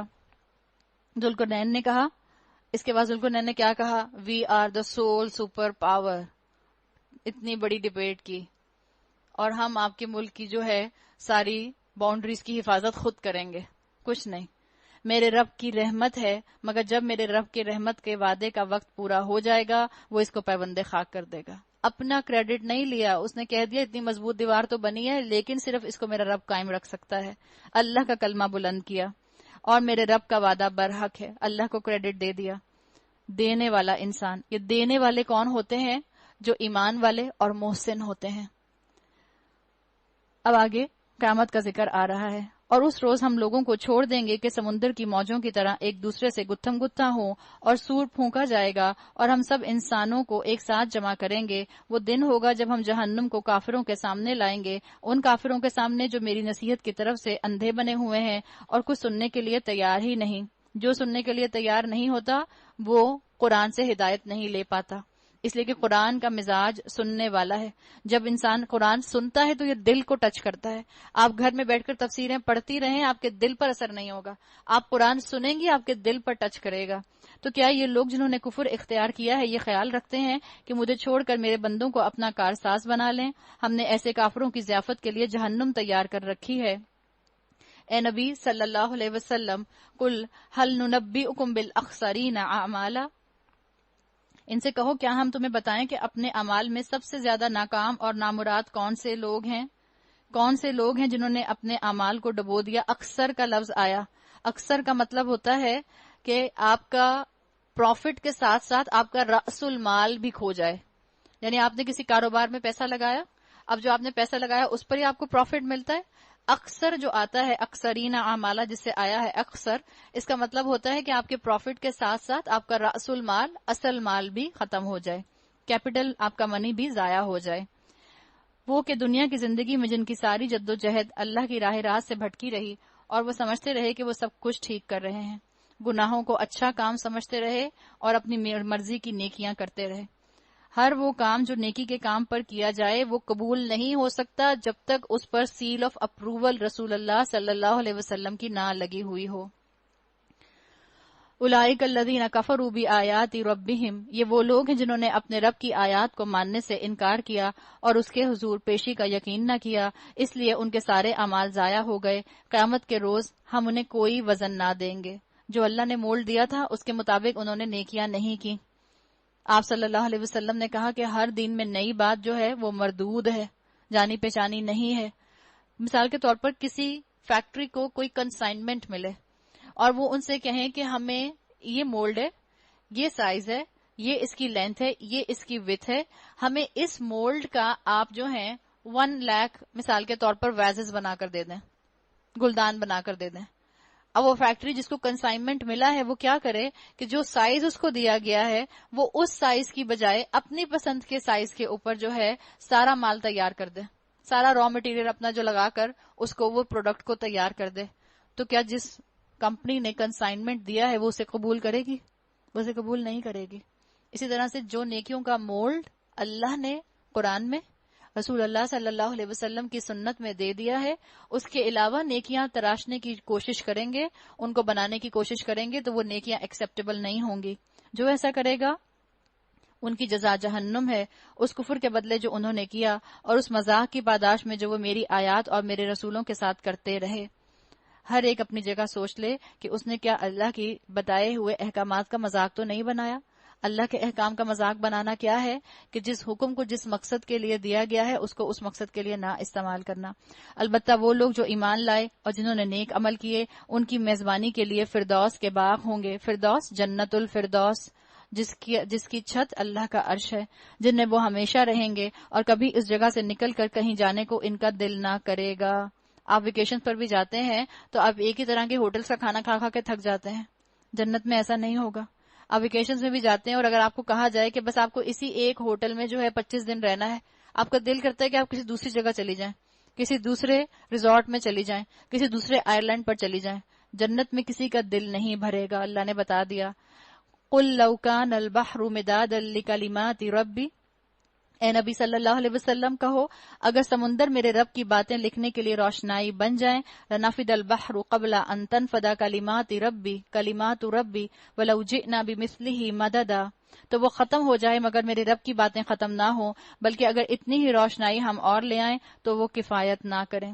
آج ڈسکوریز پر ڈسکوریز ہو رہی ہیں اور پتہ چل رہا ہے کہ اللہ تعالیٰ نے کتنا ابھی بھی علم چھپا کر رکھا ہے۔ یہ ایگزیجریشن نہیں ہے کہ اگر زمین کے سب درخت قلم بن جائیں اور سمندر کے سب پانی کو آپ سیاہی بنا دیں تو اللہ کی باتیں ختم نہ ہو۔ ایک انسان کی جینز کے اوپر جتنی انفارمیشن موجود ہے اس سے لائبریریز کی لائبریریز لکھی جا سکتی ہیں، بنائی جا سکتی ہیں۔ اے نبی صلی اللہ علیہ وسلم کہو میں تو ایک انسان ہوں تم ہی جیسا، میری طرف وحی کی جاتی ہے، تمہارا خدا بس ایک ہی خدا ہے۔ فمن کان یرجو لقاء ربہ، بس جو کوئی اپنے رب کی ملاقات کا امیدوار ہو، فلیعمل عملا صالحا، اسے چاہیے کہ نیک عمل کرے۔ فلیعمل، اسے چاہیے کہ اللہ کو امید ہو رہی ہے، اللہ کہہ رہا ہے جس کو چاہیے وہ یہ کام کرے عمل صالح، ولا یشرک بعبادت ربہ احدا، اور بندگی میں اپنے رب کے ساتھ کسی کو شریک نہ کرے۔ اللہ تعالی ہم سب کو توفیق دے کہ ہم اللہ سے ملاقات کرنے کے لیے خود کو تیار کریں۔ ہم اللہ کے رسول صلی اللہ علیہ وسلم کا سیل آف اپروول جن نیکیوں کے اوپر لگا ہوا ہے، جن عبادات پر لگا ہوا ہے، ہم ان کو اپنی زندگیوں میں شامل کریں۔ ہم اللہ کے رسول صلی اللہ علیہ وسلم کی معاشرے میں ناپید سنتوں کو زندہ کر سکیں اور شہید کے ثواب کو حاصل کر سکیں۔ بارک اللہ لی ولکم فی القرآن الحکیم ونفعنی وإیاکم بآیاتی۔ السلام علیکم۔ الحمد للہ الذی نحمده ونستعینه ونستغفره ونؤمن به ونتوکل علیہ ونعوذ باللہ من شرور انفسنا ومن سیئات اعمالنا، من یهد اللہ فلا مضل له ومن یضلل فلا هادی له، ونشهد ان لا الہ الا اللہ وحدہ لا شریک له، ونشهد ان محمدا عبده ورسوله، اما بعد فاعوذ باللہ من الشیطان الرجیم، بسم اللہ الرحمن الرحیم، رب اشرح لی صدری وَيَسِّرْ لِي أَمْرِي وَاحْلُلْ عُقْدَةً مِّن لِّسَانِي يَفْقَهُوا قَوْلِي اللہم ثبتنا عند الموت بلا الہ الا اللہ۔ اے ہمارے اللہ، ہمیں ہماری موت پر کلمہ لا الہ الا اللہ پر ثابت قدم رکھیے، آمین یا رب العالمین۔ پارہ نمبر 16 سورہ مریم سے شروع کریں گے انشاءاللہ۔ بسم اللہ الرحمن الرحیم۔ کاف ہا یا عین صاد ذکر رحمت ربک عبدہ زکریا اذ نادى ربه نداء خفيا۔ سورہ مریم جو ہے مکی صورت ہے، اور آپ اس میں دیکھیں گے کہ اللہ کا نام رحمان جو ہے یہ بار بار آئے گا، اور اگر آپ اس کی عربی کو پڑھیں تو آپ کو اس میں ایک خاص ردھم محسوس ہوتا ہے۔ تو سورہ مریم کے لیے کہا جاتا ہے کہ سورہ مریم قرآن کی ان صورتوں میں سے ایک صورت ہے کہ جس کو اگر صحیح تلاوت کے ساتھ پڑھا جائے تو یہ دل پر بہت امپیکٹ کرتی ہے۔ حروف مقطعات سے شروع ہو رہی ہے، کاف ہا یا عین صاد، ذکر ہے اس رحمت کا جو تیرے رب نے اپنے بندے زکریا پر کی تھی جبکہ اس نے اپنے رب کو چپکے چپکے پکارا تھا۔ بتا دیا گیا کہ دعا کے لیے جو ہے انسان کو دل ہی دل میں بھی پکارنا جائز ہے، بلند آواز میں بھی پکار سکتا ہے اپنے رب کو، تنہائی میں پکارے، اکیلے میں پکارے۔ یہاں انہوں نے لکھ دیا، کیا بتایا گیا کہ چپکے چپکے پکارا، نداء خفیہ۔ اور انسان دعا میں کوانٹٹی کی فکر نہ کرے، کوالٹی کی فکر کرے۔ دعا کی صفت بتائی جا رہی ہے ایک کہ دعا کو انڈیویجولی بھی مانگا جائے تو اللہ تعالیٰ سن لیتے ہیں، بلکہ دعا انڈیویجولی مانگی جائے تو اللہ زیادہ قربت سے سنتا ہے۔ اللہ نے سورہ بقرہ میں کہا ہے آیت 186 میں، وَإِذَا سَأَلَكَ عِبَادِي أَنِّي فَإِنِّي قَرِيبٌ۔ اللہ نے کہا ہے کہ جب میرا بندہ آپ سے میرے بارے میں سوال کرے تو میں تو قریب ہی ہوں۔ تو دعا کی صفت بتا دی گئی کہ دعا کو کیسے پکارو، اللہ کو دل ہی دل میں بھی پکارو گے تو بھی اللہ سن لے گا۔ اللہ کو پریشرائز کرنے کی کوانٹٹی سے کوشش نہ کرو، اللہ دل کی کوالٹی دیکھتا ہے، اس کی طرف اشارہ کیا گیا۔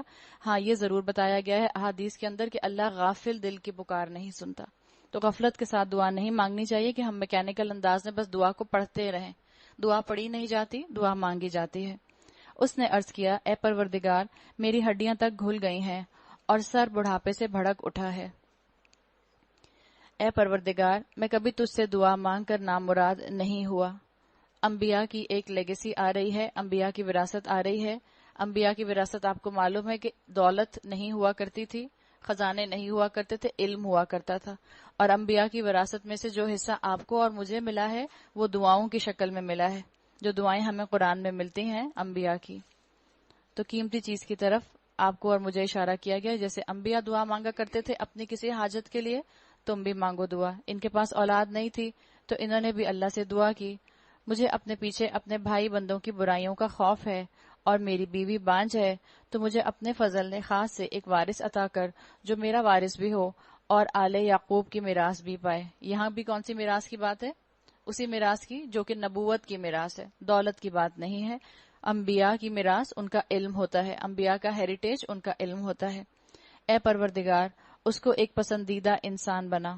اپنی اولاد کے لیے دعا کر رہے ہیں جس کو ابھی تک اللہ تعالیٰ نے ان کو نوازا بھی نہیں کہ اللہ تعالیٰ اس سے تو راضی ہو جا۔ تو اس سے پتہ چلتا ہے، علماء کہتے ہیں کہ انسان کو اپنی دعاؤں کے اندر اپنی اولاد کے لیے دعائیں ضرور شامل رکھنی چاہیے، اپنی پرائرٹی میں اس چیز کو بھی شامل رکھیں۔ اور دعا جو ہوتی ہے وہ حقیقت ہے کہ انسان کی زندگی کا ایک عکس ہوتی ہے۔ ہم جو دعا مانگ رہے ہوتے ہیں اس سے پتہ چلتا ہے کہ ہمیں زندگی میں کن چیز کی پرائرٹیز ہیں۔ ہم صرف دنیا مانگتے رہیں گے تو اس کا مطلب ہے کہ دنیا ہمارے حواسوں پر چھائی ہوئی ہے۔ ہم اگر دنیا کے ساتھ ساتھ آخرت بھی مانگیں گے تو اللہ کی رحمت سے ہم اس کیٹیگری میں شامل ہو جائیں گے جو دنیا مل جاتی ہے تو خوش رہتے ہیں، نہیں ملتی تو بھی خوش رہتے ہیں۔ جواب دیا گیا، یعنی اللہ کی طرف سے ان کو حکم آ گیا، اے زکریا ہم تجھے ایک لڑکے کی بشارت دیتے ہیں جس کا نام یحییٰ ہوگا۔ اللہ تعالیٰ نے ان کو نہ صرف اولاد کی بشارت دی بلکہ ان کو بیٹے کا نام بھی تجویز کر دیا اور یہ بھی بتا دیا کہ بیٹا ہوگا۔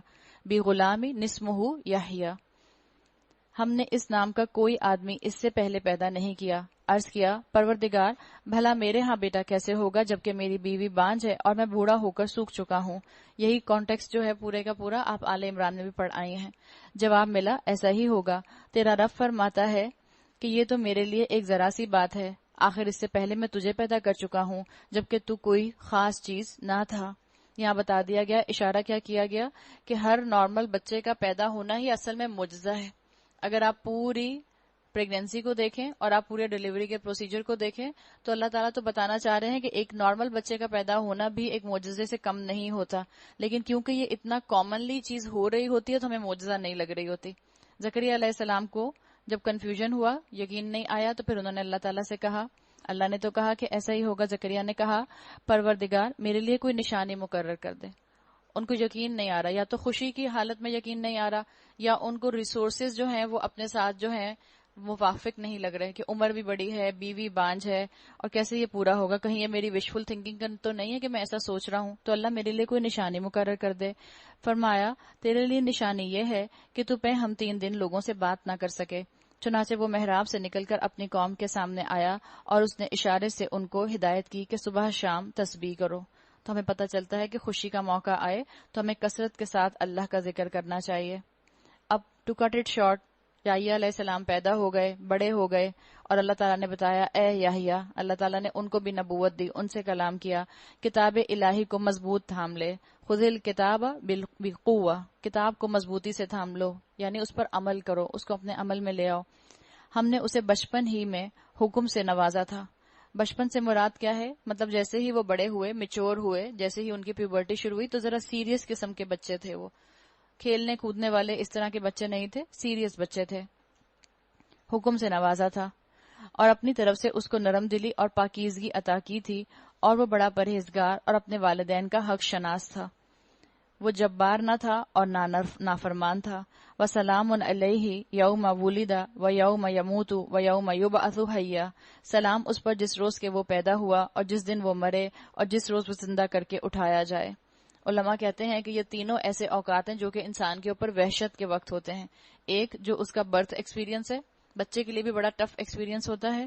دوسرا موت کا ذکر کیا گیا و یوم یموت، اور تیسرا محشر کے دن کا ذکر کیا گیا جس دن کے انسان اٹھائے جائیں گے. تو تینوں بڑے وحشت کے وقت ہیں. اس چیز کی طرف اشارہ کر دیا گیا کہ ان تینوں وحشت کے اوقات کے اوپر اللہ نے ان کے اوپر سلامتی بھیجی ہے، ان کے اوپر یہ خوف طاری نہیں کرے گا. ایسا وقت اللہ نے ان کو سلیوٹ کیا ہے. دنیا میں کسی کو 21 توپوں کی سلامی دی جاتی ہے تو ہم بڑا خوش ہوتے ہیں کہ بھائی کیا بات ہے، کیا ویلیو ہے، کیا پروٹوکول مل رہا ہے.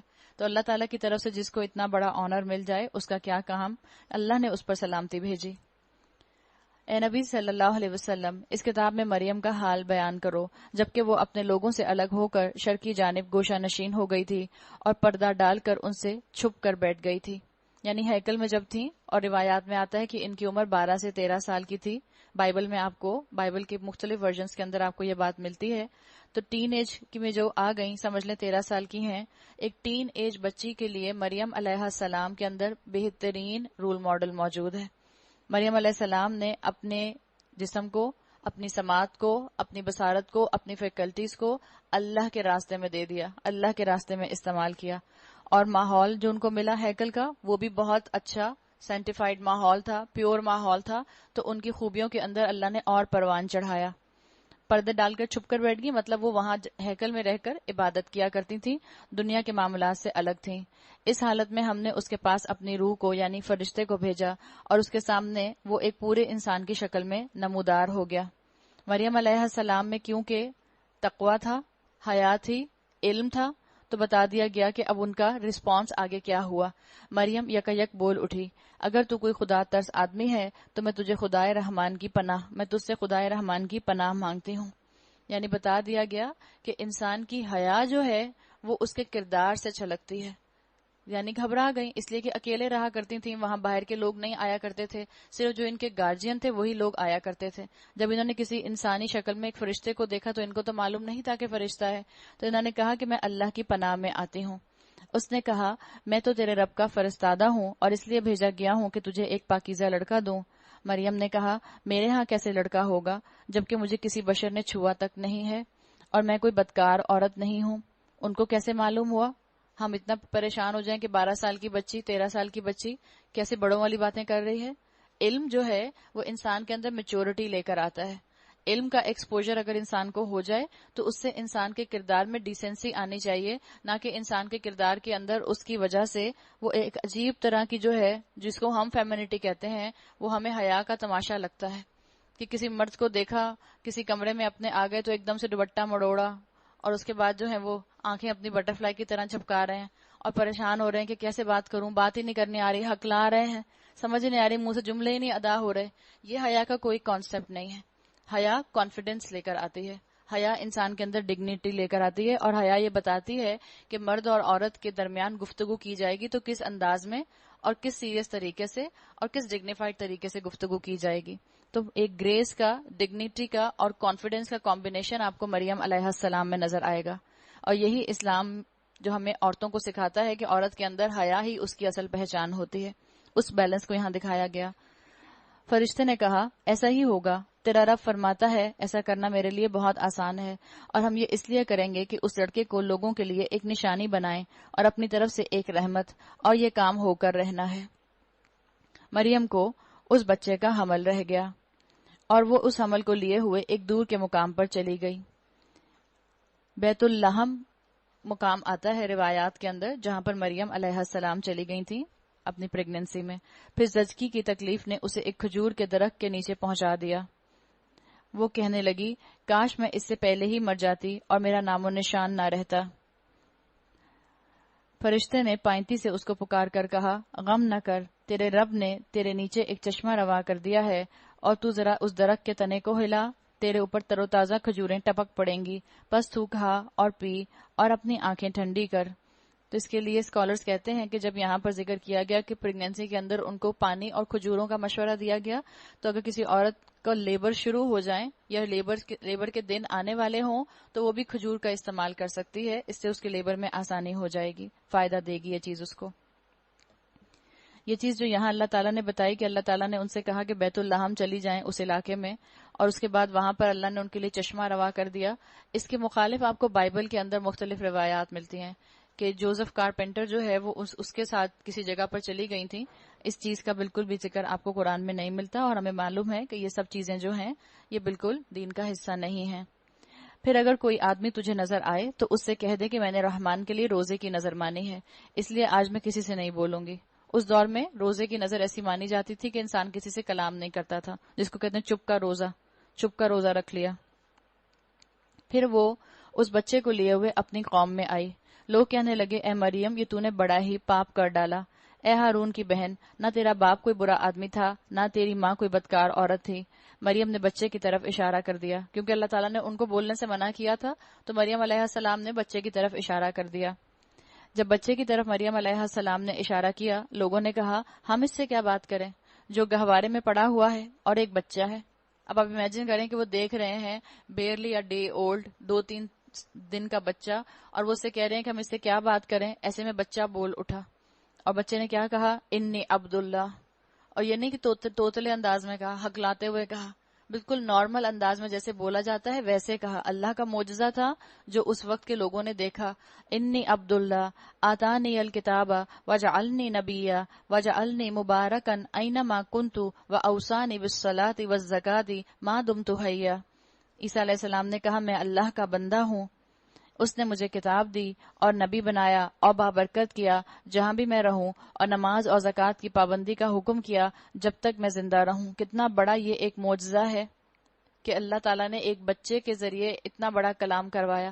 یہ پہلی تبلیغ جو عیسیٰ علیہ السلام نے اپنی قوم کو کی. اگر ان کے دلوں میں ان کی فطرت سلامت ہوتی اور ان کے دلوں کے اندر ان کی زندہ روحیں ہوتی، اس معجزے کو دیکھ کر وہ ایمان لے آتے. لیکن اس کے بعد بھی انہوں نے انکار ہی کیا، اور عیسیٰ علیہ السلام کے ساتھ بھی جو بنی اسرائیلیوں نے کیا وہ ہم اچھی طرح جانتے ہیں. انہوں نے کہا کیا آگے وَبَرًّا بِوَالِدَتِی، اور اپنی والدہ کا میں حق ادا کرنے والا بنایا گیا. آپ دیکھیں یحییٰ علیہ السلام کے ضمن میں آیا تھا اپنے والدین کا حق ادا کرنے والا مجھے بنایا گیا. یہاں پر آیا وَبَرًّا بِوَالِدَتِی، اس لیے کہ والد تو تھے نہیں تو صرف والدہ کا ذکر آیا. مجھ کو جبار اور شقی نہیں بنایا گیا، یعنی جبار اور شقی والدہ سے اچھے سلوک کے بعد جو بتایا گیا، اس کا مطلب ہے کہ میں والدین سے بدسلوکی کرنے والا جبار محروم نہیں ہوں. بلا وجہ میں ماں باپ پر غصہ نہیں کرتا یا ماں باپ کے اوپر میں تانے اور ان کے اوپر میں کرٹیسزم نہیں کرتا. جیسے یہاں پر آیا کہ جو پہلی تبلیغ عیسیٰ علیہ السلام نے کی اس میں انہوں نے کہا کہ مجھے وصیت کی گئی ہے بالصلاۃ والزکاۃ، نماز کی اور زکوٰۃ کی. لیکن آپ دیکھتے ہیں کہ کرسچینٹی کے اندر آج آپ کو نماز اور زکوٰۃ نہیں ملتی. اب ان کے اندر یہ چیز باقی نہیں رہی، اس لیے کہ دین ڈسٹارٹ ہو گیا ہے. سلام ہے مجھ پر جبکہ میں پیدا ہوا، جبکہ میں مروں اور جبکہ زندہ کر کے اٹھایا جاؤں. یہ ہے عیسیٰ ابن مریم، اور یہ ہے اس کے بارے میں وہ سچی بات جس میں یہ لوگ شک کر رہے ہیں. قول الحق الذی فیہ یمترون. یہ اللہ کا کام نہیں ہے کہ وہ کسی کو بیٹا بنائے. پاک ہے وہ ذات، وہ جب کسی بات کا فیصلہ کرتا ہے تو کہتا ہے ہو جا، اور وہ ہو جاتی ہے. بچپن ہی سے جیسے آپ نے معجزہ دیکھا تھا یحییٰ علیہ السلام کا کہ اللہ تعالیٰ نے معجزانہ پیدائش ان کی تھی، عیسیٰ علیہ السلام کی پیدائش بھی معجزانہ تھی. لیکن ان کے ساتھ معاملہ یہ تھا کہ ان کا معجزہ اس لیے دنیا کو بہت پرومیننٹلی نظر آیا کیونکہ ان کے والد نہیں تھے. اور عیسیٰ نے کہا تھا اے اللہ میرا رب ہے اور تمہارا رب بھی، بس تم اسی کی بندگی کرو، یہی سیدھی راہ ہے. مگر پھر مختلف گروہ باہم اختلاف کرنے لگے. سو جن لوگوں نے کفر کیا ان کے لیے وہ بڑی تباہی کا وقت ہوگا، جبکہ وہ ایک بڑا دن دیکھیں گے جب وہ ہمارے سامنے حاضر کیے جائیں گے. اس روز تو ان کے کان بھی خوب سن رہے ہوں گے اور ان کی آنکھیں بھی خوب دیکھتی ہوں گی، مگر آج یہ ظالم کھلی گمراہی میں مبتلا ہیں. اے نبی صلی اللہ علیہ وسلم، اس حالت میں جبکہ یہ لوگ غافل ہیں اور ایمان نہیں لا رہے، انہیں اس دن سے ڈراؤ جبکہ فیصلہ کر دیا جائے گا. اللہ تعالیٰ نے بتا دیا اپنے رسول صلی اللہ علیہ وسلم کے ذریعے کہ اس سے پہلے کہ تم پر وہ وقت آ جائے ابھی اپنی اصلاح کر لو. اس دن ڈرنے کا کوئی فائدہ نہیں ہوگا.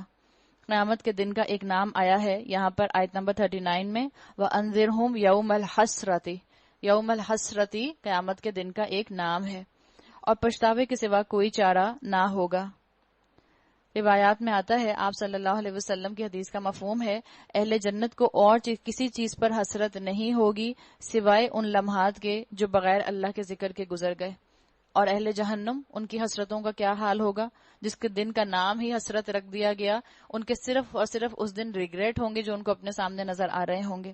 جنتیوں کا صرف ایک ریگریٹ ہوگا کہ ہم نے جو وقت اللہ کے ذکر کے بغیر گزار دیا اس میں بھی ہم اللہ کا ذکر کر لیتے. آخر کار ہم ہی زمین اور اس کی ساری چیزوں کے وارث ہوں گے اور سب ہماری طرف ہی پلٹائے جائیں گے. وَاذْكُرْ فِي الْكِتَابِ إِبْرَاهِيمَ إِنَّهُ كَانَ صِدِّيقًا نَبِيًّا.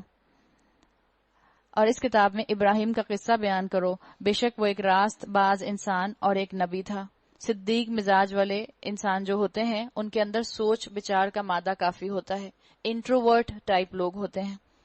آپ دیکھیں قرآن میں آپ دو ٹرمز دیکھتے ہیں. یہاں آیا صدیق النبیہ، نبی بھی آتا ہے قرآن میں اور رسول بھی آتا ہے. نبی اور رسول کا فرق کیا ہوتا ہے؟ نبی عام ہوا کرتے تھے، رسول خاص کسی قوم کی طرف بھیجے جاتے تھے. رسولوں کو شریعت دی جاتی تھی، رسولوں کو احکامات دیے جاتے تھے. رسول کبھی شہید نہیں ہوتے تھے، جبکہ انبیاء کو بنی اسرائیلیوں نے خوب قتل کیا. تو یہ نبی اور رسول کا بیسک فرق ہے. اور یہاں بتا دیا گیا کہ ابراہیم علیہ السلام کیسے نبی تھے. اللہ تعالیٰ نے ان کو صدیق نبی بنایا تھا. یہ جو رسول مزاج کے لوگ ہوتے ہیں ان کے اندر بھاگ دوڑ کا مادہ بڑا ہوتا ہے، آگے بڑھ بڑھ کر کام کرتے ہیں، ایکسٹروورٹ ہوتے ہیں. اور رسول اللہ صلی اللہ علیہ وسلم کی اگر آپ زندگی کو دیکھیں تو آپ کو اس کے اندر انٹروورٹ اور ایکسٹروورٹ ہونے کا دونوں کی کوالٹیز ملتی ہیں. سوچ بچار بھی بہت کیا کرتے تھے، اپنی عقل کو بھی استعمال کیا کرتے تھے، فراست کو بھی استعمال کیا کرتے تھے، اور بھاگ دوڑ بھی بہت کیا کرتے تھے. دین کے نفاذ کے لیے آپ صلی اللہ علیہ وسلم نے دونوں طرح سے بہت بھاگ دوڑ کی، تبلیغ کے معاملے میں بہت بھاگ دوڑ کی. انہیں ذرا اس موقع کی یاد دلاؤ جبکہ اس نے اپنے باپ سے کہا ابا جان آپ کیوں ان چیزوں کی عبادت کرتے ہیں جو نہ سنتی ہیں اور نہ دیکھتی ہیں اور نہ آپ کا کوئی کام بنا سکتی ہیں. ابا جان میرے پاس ایک علم آیا ہے جو آپ کے پاس نہیں آیا، آپ میرے پیچھے چلیں، میں آپ کو سیدھا راستہ بتاؤں گا. ابا جان کتنے آرام سے محبت سے بار بار اپنے باپ سے تبلیغ کے انداز میں بات کریں، یا ابتی یا ابتی. یا ابتی بہت ہی محبت کا جملہ ہے جو عربی زبان میں بولا جاتا ہے، یعنی آپ جب بہت ہی محبت میں بہت ہی لاڈ میں کسی کو پکاریں. ابا جان آپ شیطان کی بندگی نہ کریں، شیطان تو رحمان کا نافرمان ہے. ابا جان بار بار یا ابتی آ رہا ہے. آپ کے اور میرے لیے سبق کیا ہے کہ بزرگوں کو اگر نصیحت کرنی ہو تو یہاں سے آپ اور میں اپنے لیے گائیڈنس لے لیں. بزرگوں کو تبلیغ کرتے وقت ان کے عمر کا اور ان کے رشتے کا ہم ضرور خیال رکھیں. انتہائی ادب اور انتہائی احترام کے ساتھ ان تک بات پہنچا دیں. انہوں نے کہا ابا جان مجھے ڈر ہے کہ کہیں آپ رحمان کے عذاب میں مبتلا نہ ہو جائیں اور شیطان کے ساتھی بن کر نہ رہ جائیں. یعنی بات بہت کڑوی کر رہے ہیں، بات بہت سچی کر رہے ہیں، حق کی بات کر رہے ہیں، لیکن ان کے اپنے والد سے بات کا انداز ایسا ہے کہ تاکہ والد کو یہ نہ لگے کہ میری انسلٹ ہو رہی ہے. حق پر کمپرومائز نہیں کیا، حق کو ایز اٹ از پہنچا دیا، طریقہ با ادب رکھا. باپ نے کہا ابراہیم کیا تو میرے معبودوں سے پھر گیا ہے؟ کیا تو باز نہ آئے؟ اگر تم باز نہ آئے تو میں تمہیں سنسار کر دوں گا، بس تم ہمیشہ کے لیے مجھ سے الگ ہو جاؤ. آپ جانتے ہیں کہ ابراہیم علیہ السلام نے پھر کیا کیا تھا، اپنا گھر بار چھوڑ دیا تھا. قال سلام علیک ساستغفر لک ربی، ابراہیم نے کہا سلام ہے آپ کو، میں اپنے رب سے دعا کروں گا کہ آپ کو معاف کر دے، میرا رب بڑا ہی مہربان ہے. میں آپ لوگوں کو بھی چھوڑتا ہوں اور ان ہستیوں کو بھی جنہیں آپ لوگ خدا کو چھوڑ کر پکارتے ہیں، میں تو اپنے رب ہی کو پکاروں گا. امید ہے کہ میں اپنے رب کو پکار کر نامراد نہ ہوں گا. عقیدہ جو ہوتا ہے وہ خون کے رشتوں سے زیادہ مضبوط ہوتا ہے اور ہونا چاہیے. آپ کا عقیدہ نہ بگڑے چاہے وقتی طور پر آپ کے رشتہ دار آپ سے ناراض ہو جائیں. اس چیز کا مسلمان بہت زیادہ خیال رکھتا ہے. ہم کہتے ہیں خون کے رشتے سے مضبوط رشتہ کوئی نہیں، اور ہم اللہ کے رشتے کو بھول جاتے ہیں، ہم عقیدے اور کلمے کے رشتے کو بھول جاتے ہیں. پس جب وہ ان لوگوں سے اور ان کے معبودان غیر اللہ سے جدا ہو گیا تو ہم نے اس کو اسحاق اور یعقوب جیسی اولاد دی اور ہر ایک کو نبی بنایا اور ان کو اپنی رحمت سے نوازا اور ان کو سچی ناموری عطا کی. بتا دیا گیا کہ اللہ نے ان کے لیے آگے انعامات رکھے ہیں. اللہ کی رحمت ہوتی ہے جن پر، ان کو اللہ سچی ناموری عطا کرتا ہے. اور ذکر کرو اس کتاب میں موسیٰ کا، وہ ایک چیدہ شخص تھا اور رسول نبی تھا. ہم نے اس کو طور کے داہنی جانب سے پکارا اور راست کی گفتگو سے اس کو تقرب عطا کیا اور اپنی مہربانی سے اس کے بھائی ہارون کو نبی بنا کر اسے مددگار کے طور پر دیا. اور اس کتاب میں اسماعیل کا ذکر کرو. اسماعیل علیہ السلام کے لیے کیا آیا؟ انہ کان صادق الوعد، وہ وعدے کا سچا تھا، یعنی جو وعدہ کرتے تھے پورا کرتے تھے. اور رسول نبی تھا، وہ اپنے گھر والوں کو نماز اور زکوٰۃ کا حکم دیتا تھا اور اپنے رب کے نزدیک ایک پسندیدہ انسان تھا. یعنی اپنی ذات سے بھی کمٹمنٹ پوری کرتے تھے، لوگوں کے ساتھ کمٹمنٹ بھی پوری کرتے تھے، اور جو رب کے ساتھ کمٹمنٹ ہے اس کو بھی پوری کرتے تھے.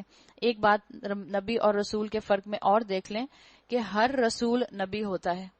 نبی جنرل ٹرم ہے، ہر رسول نبی ہوتا ہے لیکن ہر نبی رسول نہیں ہو سکتا.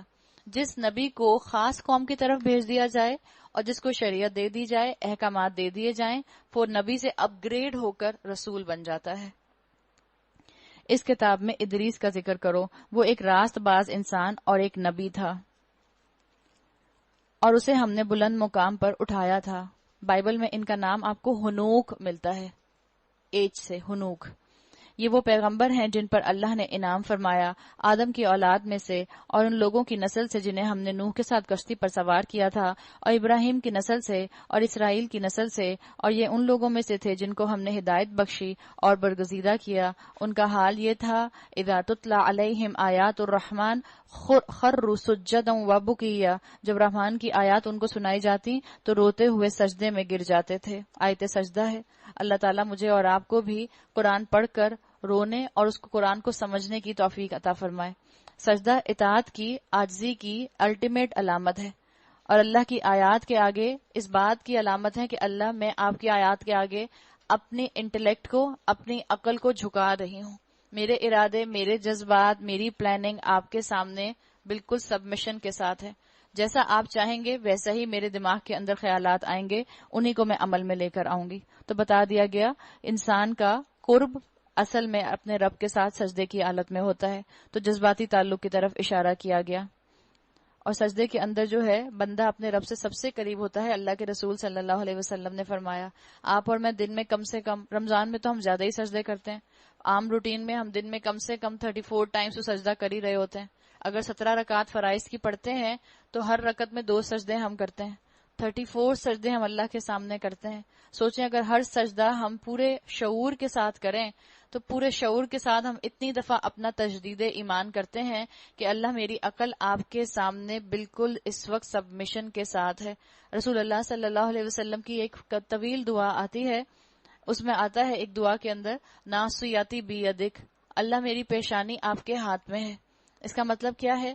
میری پیشانی مطلب یہ ہے کہ اللہ میرے ذہن کے خیالات آپ کی اطاعت میں ہیں، میرے ذہن میں آنے والے ارادے آپ کی شریعت کے انڈر ہوں گے.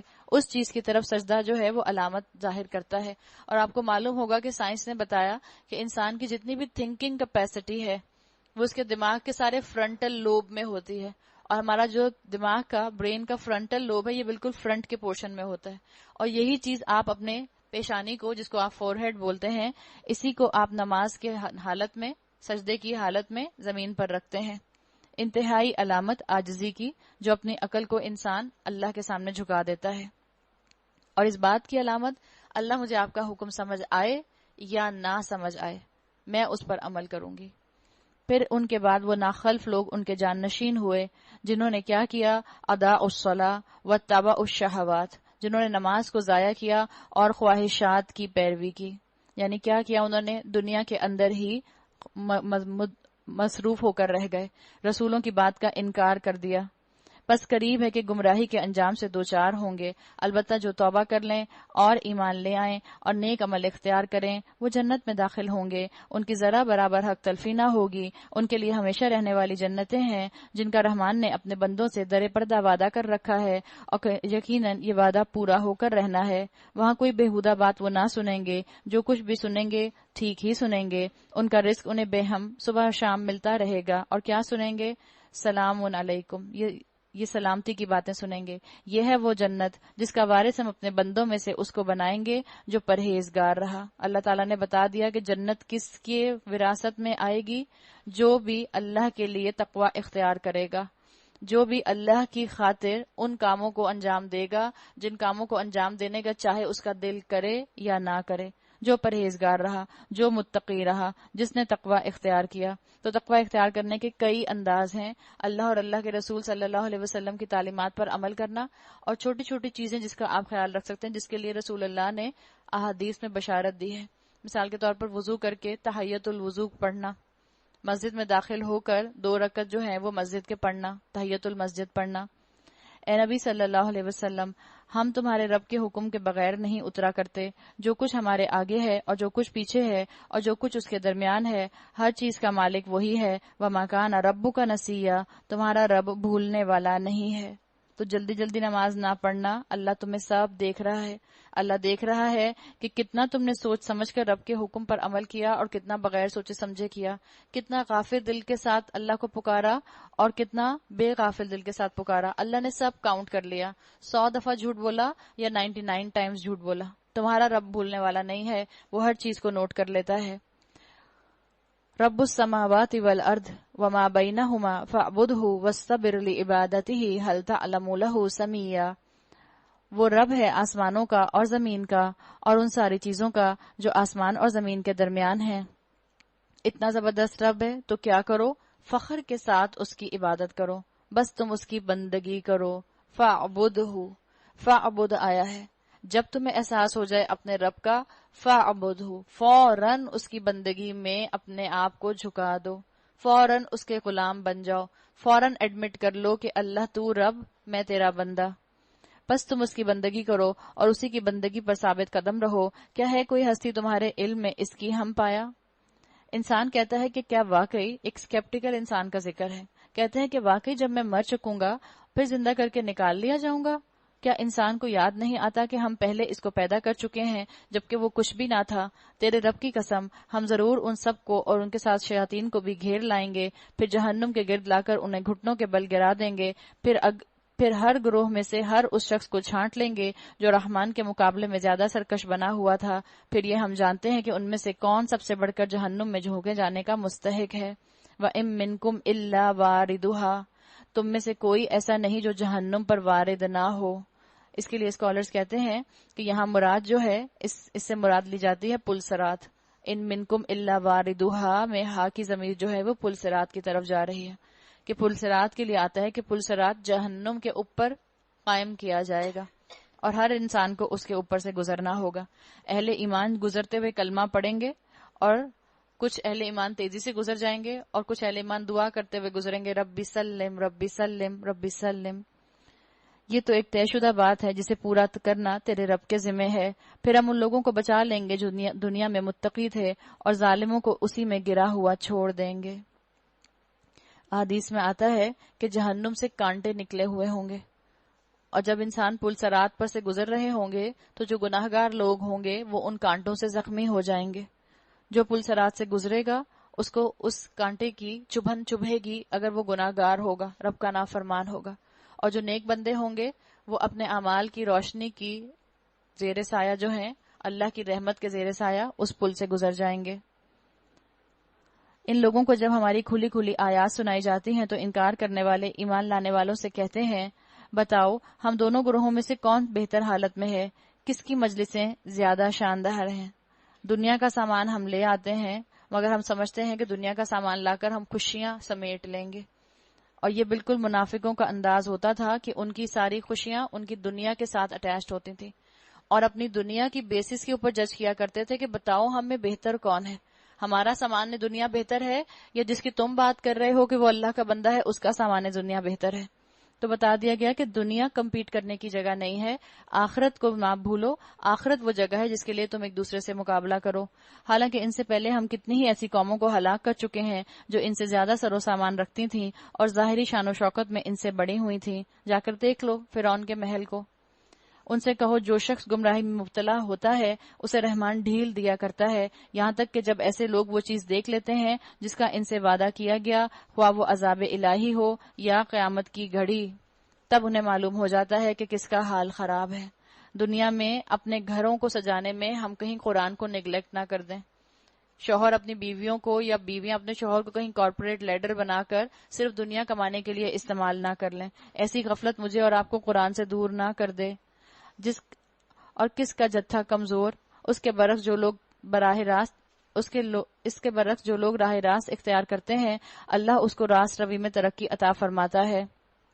پتہ چل گیا کہ ہدایت ایسی چیز ہے جو مال کی طرح بڑھتی ہے، جیسے جیسے مال بڑھتا ہے ایسے بھی ہدایت بھی بڑھتی ہے۔ جس طرح آپ مال کو آگے نہ ارن کریں اور جو کمایا ہوا مال ہے اسی کو استعمال کرتے رہیں تو ایک وقت آتا ہے نا کہ مال ختم ہو جاتا ہے۔ ہدایت کے ساتھ بھی یہ معاملہ ہے، اگر آپ نے ہدایت کو اور نہیں بڑھایا اور نہیں بڑھایا اور نہیں بڑھایا اور جو ہدایت آپ کے پاس تھی بس آپ اسی کے مطابق عمل کرتے رہے، ایک وقت آتا ہے کہ ہدایت بھی ختم ہو جاتی ہے۔ تو اللہ نے کیا کہا، والباقیات الصالحات خیر عند ربک ثوابا وخیر مردا، باقی رہ جانے والی نیکیاں ہی تیرے رب کے نزدیک جزا اور انجام کے حساب سے بہتر ہیں۔ اگر سجانا ہی ہے تو اپنی نمازوں کو سجاؤ، سجانا ہی ہے تو اپنے روزوں کو سجاؤ، سجانا ہی ہے تو اپنے قرآن کی تلاوت کو سجاؤ اور اپنے ایمان کو سجاؤ۔ پھر تو نے دیکھا اس شخص کو جو ہماری آیات کو ماننے سے انکار کرتا ہے اور کہتا ہے کہ میں تو مال اور اولاد سے نوازا ہی جاتا رہوں گا، کیا اسے غیب کا پتہ چل گیا ہے یا اس نے رحمان سے کوئی عہد لے رکھا ہے؟ ہرگز نہیں، جو کچھ یہ بکتا ہے اسے ہم لکھ لیں گے، ہم اس کے لیے سزا میں اور زیادہ اضافہ کریں گے۔ جس سر و سامان اور لاؤ لشکر کا یہ ذکر کر رہا ہے وہ سب ہمارے پاس رہ جائے گا اور یہ اکیلا ہمارے سامنے حاضر ہوگا۔ ان لوگوں نے اللہ کو چھوڑ کر اپنے کچھ خدا بنا رکھے ہیں اور ان کے لیے بنا رکھے ہیں کہ وہ ان کے لیے باعث عزت ہوں، کوئی پشتبان نہ ہوگا، یعنی کوئی باعث عزت نہ ہوگا۔ وہ سب ان کی عبادت کا انکار کریں گے اور الٹے ان کے مخالف بن جائیں گے۔ کیا تم دیکھتے نہیں ہو ہم نے منکرین حق پر شیطان چھوڑ رکھے ہیں جنہیں خوب خوب مخالفت حق پر اکسا رہے ہیں؟ اچھا تو اب ان پر نزول عذاب کے لیے بےتاب نہ ہو، ہم ان کے دن گن رہے ہیں۔ یوم نحشر المتقین الی الرحمن وفدا، وہ دن آنے والا ہے جب متقی لوگوں کو ہم مہمانوں کی طرح رحمان کے حضور پیش کریں گے۔ آپ دیکھیں اللہ کے حضور جب آپ اور میں پیش ہوں گے تو کیا حالت ہوگی ایک متقی انسان کی۔ ایک اللہ کا گھر خانہ کعبہ، صرف اس مٹی سے بنے ہوئے ایک گھر کو، اینٹوں سے بنے ہوئے ایک گھر کو دیکھ کر ہماری آنکھوں سے آنسو نہیں رکتے، ہمارے ایموشنز کا کیا حال ہوتا ہے۔ جب کبھی آپ یہ آیت پڑھیں کہ جب اللہ کے بندوں کو مہمان کے طور پر رحمان کے سامنے پیش کیا جائے گا تو امیجن کر لیا کریں کہ جب کعبہ کو دیکھ کر میرے آنسو نہیں تھمتے تو رب العزت کو دیکھ کر میرا کیا عالم ہوگا۔ اللہ ہم سب کو اس لذت سے آشنا کرے اور اللہ ہمیں اس لذت کے ساتھ جو ہے اپنی رحمت میں داخل کرے۔ اس وقت لوگ کوئی سفارش لانے پر قادر نہ ہوں گے بجز اس کے جس نے رحمان کے حضور پروانہ حاصل کر لیا ہو۔ تو کیا ضرورت ہے میں اور آپ دنیا کے پیچھے لگ کے اپنے رب کے کاموں سے انکار کر دیں، جس رب نے آپ کے اور میرے لیے ایسی جنتیں تیار کر کے رکھی ہیں جن جنتوں میں جا کر اصل سکون مجھے اور آپ کو مل سکتا ہے۔ ہم دنیا میں گناہ کیوں کرتے ہیں؟ لذت کے لیے. کسی نے کہا کہ لذت کے لیے گناہ نہ کرو، لذت ختم ہو جائے گی، گناہ باقی رہ جائے گا. تو اگر میں اور آپ صرف اور صرف دنیا کے لیے ہی رب کے احکامات کو، رحمان کے احکامات کو ٹھکراتے رہیں گے تو پھر ایک وقت آئے گا کہ یوم الحسرتہ کے والے دن میرا اور آپ کا معاملہ کیا ہوگا کہ ہم اپنے اس وقت کو سوچ سوچ کر حسرت کر رہے ہوں گے. اللہ نہ کرے ہمارے ساتھ ایسا معاملہ ہو. وقالو، اور وہ کہتے ہیں، اتخذ الرحمن ولدا، رحمان نے کسی کو بیٹا بنایا ہے. سخت بےہودہ بات ہے جو تم لوگ گھڑ لائے ہو. تکاد السماوات یتفطرن منہ وتنشق الارض وتخر الجبال حدا، قریب ہے آسمان پھٹ پڑیں، زمین شک ہو جائے، پہاڑ گر جائیں، اس بات پر کہ لوگوں نے رحمان کے لیے اولاد ہونے کا دعویٰ کیا. رحمان کی یہ شان نہیں ہے کہ وہ کسی کو بیٹا بنائے. جیسے اللہ تعالیٰ کو یہ پسند نہیں ہے کہ مشرکین مکہ یا مشرکین نے اللہ کے لیے بیٹیاں تجویز کر دیں، ایسے ہی اللہ کا غضب بھڑکتا ہے جب کسی کو اللہ کا بیٹا کہا جاتا ہے. اللہ کو کسی کی نسبت کی ضرورت نہیں ہے، اور یہاں عیسائیوں کے اوپر اللہ کا خاص جو ہے غضب بھڑک رہا ہے. لیکن یہ اللہ کی شان ہے، اللہ غضب بھڑکا سکتا ہے. آپ اور میں جا کر عیسائیوں کے اوپر غصہ نہیں کر سکتے کہ تم نے یہ کام کیا، اب دیکھنا تمہارے اوپر کیا کیا عذاب آئیں گے. یہ آپ کا اور میرا کام نہیں ہے. آپ کا اور میرا کیا کام ہے؟ تبلیغ کرتے جانا، سمجھاتے جانا، کہتے جانا، بتاتے جانا. اور تبلیغ کیسے کی جاتی ہے؟ ہم نے سورہ نحل میں پڑھا تھا، ادعو الی سبیل ربک بالحکمہ، حکمت کے ساتھ تبلیغ کی جاتی ہے. والموعظۃ حسنہ، اچھی نصیحت کے ساتھ تبلیغ کی جاتی ہے. آپ دیکھیں جب قرآن میں اللہ ناراضگی کا اظہار کرتا ہے، اور قرآن میں کئی مقامات پر آپ کو نظر آتا ہے کہ اللہ ناراضگی کا اظہار کرتا ہے. اب جو قرآن پڑھانے والا ہے اس کو یہ بات زیبا نہیں دیتی کہ جہاں اللہ ناراضگی کا اظہار کر رہا ہے وہاں وہ بھی ناراضگی کا اظہار کرنا شروع کر دے. مثال کے طور پر جہاں پتہ چل رہا ہے کہ اللہ نے عیسائیوں کے اوپر اپنے غضب کا اظہار کیا، اب جو مبلغ ہے وہ عیسائیوں کے اوپر جو ہے اپنے غضب کا اظہار شروع کر دے. نہیں، آپ کا اور میرا یہ کام نہیں ہے. یہ غصہ، یہ غضب اللہ کو سوٹ کرتا ہے. آپ نے اور میں نے تو تبلیغ کرنی ہے. آپ ذرا پیچھے مڑ کر دیکھیں اللہ کے رسول صلی اللہ علیہ وسلم کے عمل کو. اللہ کے رسول صلی اللہ علیہ وسلم کے پاس جب نجران سے ایک وفد آیا تھا عیسائیوں کا، تو آپ نے اس کو مدینہ کے اندر مسجد نبوی میں ٹھہروایا تھا، اور وہیں اسی مسجد نبوی میں رہ کر انہوں نے اپنی جو بھی عبادت کی ہوگی عیسائیوں نے کی ہوگی. اللہ کے رسول صلی اللہ علیہ وسلم نے یہ آیت پڑھ کر نہیں سنائی کہ اللہ کا غضب بھڑکتا ہے. اس لیے کہ آپ نے تو تبلیغ کرنی ہے، اور جس نے تبلیغ کرنی ہے اس کو واعظ کرنا ہوگا، اچھی نصیحت کرنی ہوگی، بھلی نصیحت کرنی ہوگی. تو جب ہم عیسائیوں کے ساتھ غضب اور غصے کا اظہار نہیں کر سکتے تبلیغ کرتے ہوئے، تو یہ بتائیں کہ اپنے رشتہ داروں کے ساتھ جو کہ غیر اسلامی رسومات میں انوالو ہوں، جو بدعات میں انوالو ہوں، جو اللہ کی نافرمانیوں میں انوالو ہوں، جو رسول اللہ صلی اللہ علیہ وسلم کی سنتوں کا مذاق اڑاتے ہوں، ہم ان کے ساتھ غصہ کر سکتے ہیں؟ غصہ کرنے کی جسٹیفیکیشن ہمارے پاس نہیں ہے. ہم نے یا تو ان کی کمپنی سے اپنے آپ کو الگ کر لینا ہے اگر وہ ہماری بات نہیں مانتے، یا ہم نے محبت کے ساتھ تبلیغ کرتے رہنا ہے، حکمت کے ساتھ تبلیغ کرتے رہنا ہے. بالکل وہی طریقہ اپنے ذہن میں لے آئیے. ابراہیم علیہ السلام اپنے مشرک باپ کو تبلیغ کر رہے ہیں یا ابتی کہہ کر. تو یہ اللہ کو زیبا ہے، یہ اللہ کو سوٹ کرتا ہے کہ اللہ جہاں جہاں قرآن میں غضب کا اظہار کر رہا ہے یہ اللہ ہی کی شان ہے.